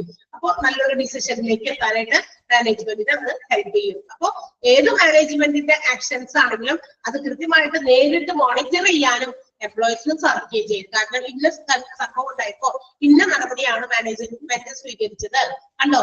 അപ്പൊ ആ ഒരു ധാരണ അവരുടെ മനസ്സിലേക്ക് വരും. അതോടൊപ്പം തന്നെ അവർ അത്രയും കോഷ്യസ് ആയിരിക്കും, ഒത്തിരി അലേർട്ട് ആയിരിക്കും. ഓക്കെ, ഇങ്ങനെയാണ്. അപ്പൊ നമ്മൾ ചെയ്യുന്ന കാര്യങ്ങളിലും ഒരു ചെറിയ അവര് ചെയ്യുന്ന ഓരോ പ്രവൃത്തി ചെയ്യുമ്പോഴും അത് അവര് എങ്ങനെയാണ് ചെയ്യേണ്ടത്, മാനേജ്മെന്റ് അത് ഏത് രീതിയിൽ എടുക്കും എന്നുള്ള കാര്യത്തിലൊക്കെ അവര് കുറച്ചുകൂടി പ്രിപ്പയർഡ് ആയിട്ട് കാര്യങ്ങൾ സ്വീകരിക്കുന്നു എന്നാണ്. Okay, Yes, it closely monitors arbitrary management actions. അതുപോലെ അത്രയും മതി അഡ്വാൻറ്റേജ് കേട്ടോ. ആദ്യത്തെ സെന്റൻസുകൾ മാത്രമേ ഞാൻ അണ്ടർലൈൻ ചെയ്യാൻ പറഞ്ഞിട്ടുള്ളൂ. അഡ്വാൻറ്റേജസിൽ ഗ്രീവൻസ് റിഡ്രസൽ പ്രൊസീജിയറിൽ അതുകൊണ്ടുണ്ടാകുന്ന നേട്ടങ്ങളാണ് നമ്മൾ പറഞ്ഞത്. ഒന്നാമത്തെ എന്താ പറയുന്നത്, ഗ്രീവൻസ് ഇഷ്യൂസ് മാനേജ്മെന്റിന്റെ മുമ്പിലെത്തുന്നു, അതിന് റെമഡിയൽ ആക്ഷൻസ് എടുക്കുന്നു. Timely intervention of management, management കൃത്യമായി സമയത്ത് ഇടപെടുന്നത് കൊണ്ട് പ്രിവെന്റ്സ് മൈനർ ഗ്രീവൻസസ്, ചെറിയ ചില പ്രശ്നങ്ങൾ പോലും പെട്ടെന്ന് നമുക്ക് ഇല്ലാതാക്കാനായിട്ട് സാധിക്കും. പിന്നെ ഒരു സൈക്കോളജിക്കൽ റിലീസ് ആണ്.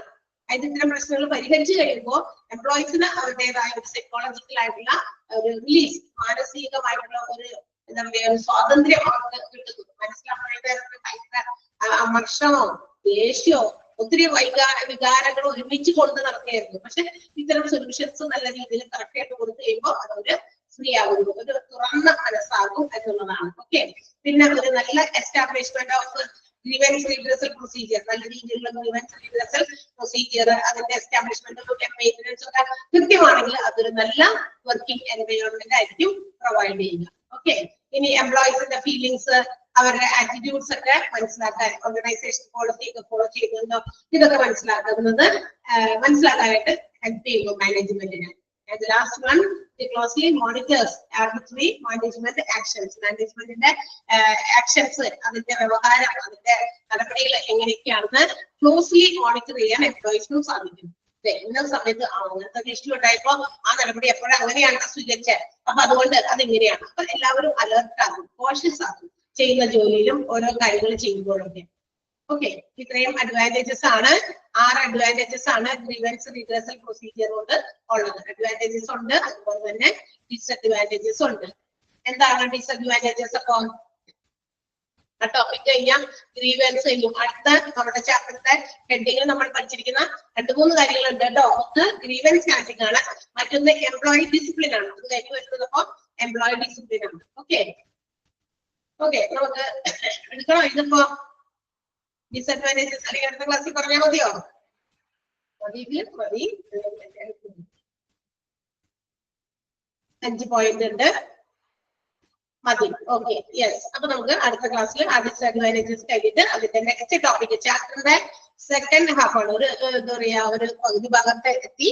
ബാക്കി പകുതി ഭാഗത്തിന്റെ ഡിസിപ്ലിനും സേഫ്റ്റി ഹെൽത്ത് ഒക്കെ ഉണ്ട്. അതുകൊണ്ട് നമുക്ക് അടുത്ത ക്ലാസ്സിൽ എടുക്കാം. ഓക്കെ, സോ ഇവിടെ വരെ നന്നായിട്ട് വായിച്ച് പഠിക്കുക കേട്ടോ. അഡ്വാൻറ്റേജസ് വരെ എടുത്തിട്ടുള്ളൂ, അധികം ഒന്നും എടുത്തിട്ടൊന്നുമില്ല. നമ്മൾ ഇവിടെ തുടങ്ങി ഗ്രീവൻസ് റെസൊല്യൂഷൻ മെത്തേഡ്സ് എന്നാണ് തുടങ്ങിയത്. ഓക്കെ, അപ്പൊ 2.5 പേജസ് എടുത്തിട്ടുള്ളൂ. അപ്പൊ അതൊന്ന് നന്നായിട്ട് വായിച്ച് പഠിച്ചിട്ട് വരാം. അടുത്ത ദിവസം കാണാം. Okay, see bye. Thank U.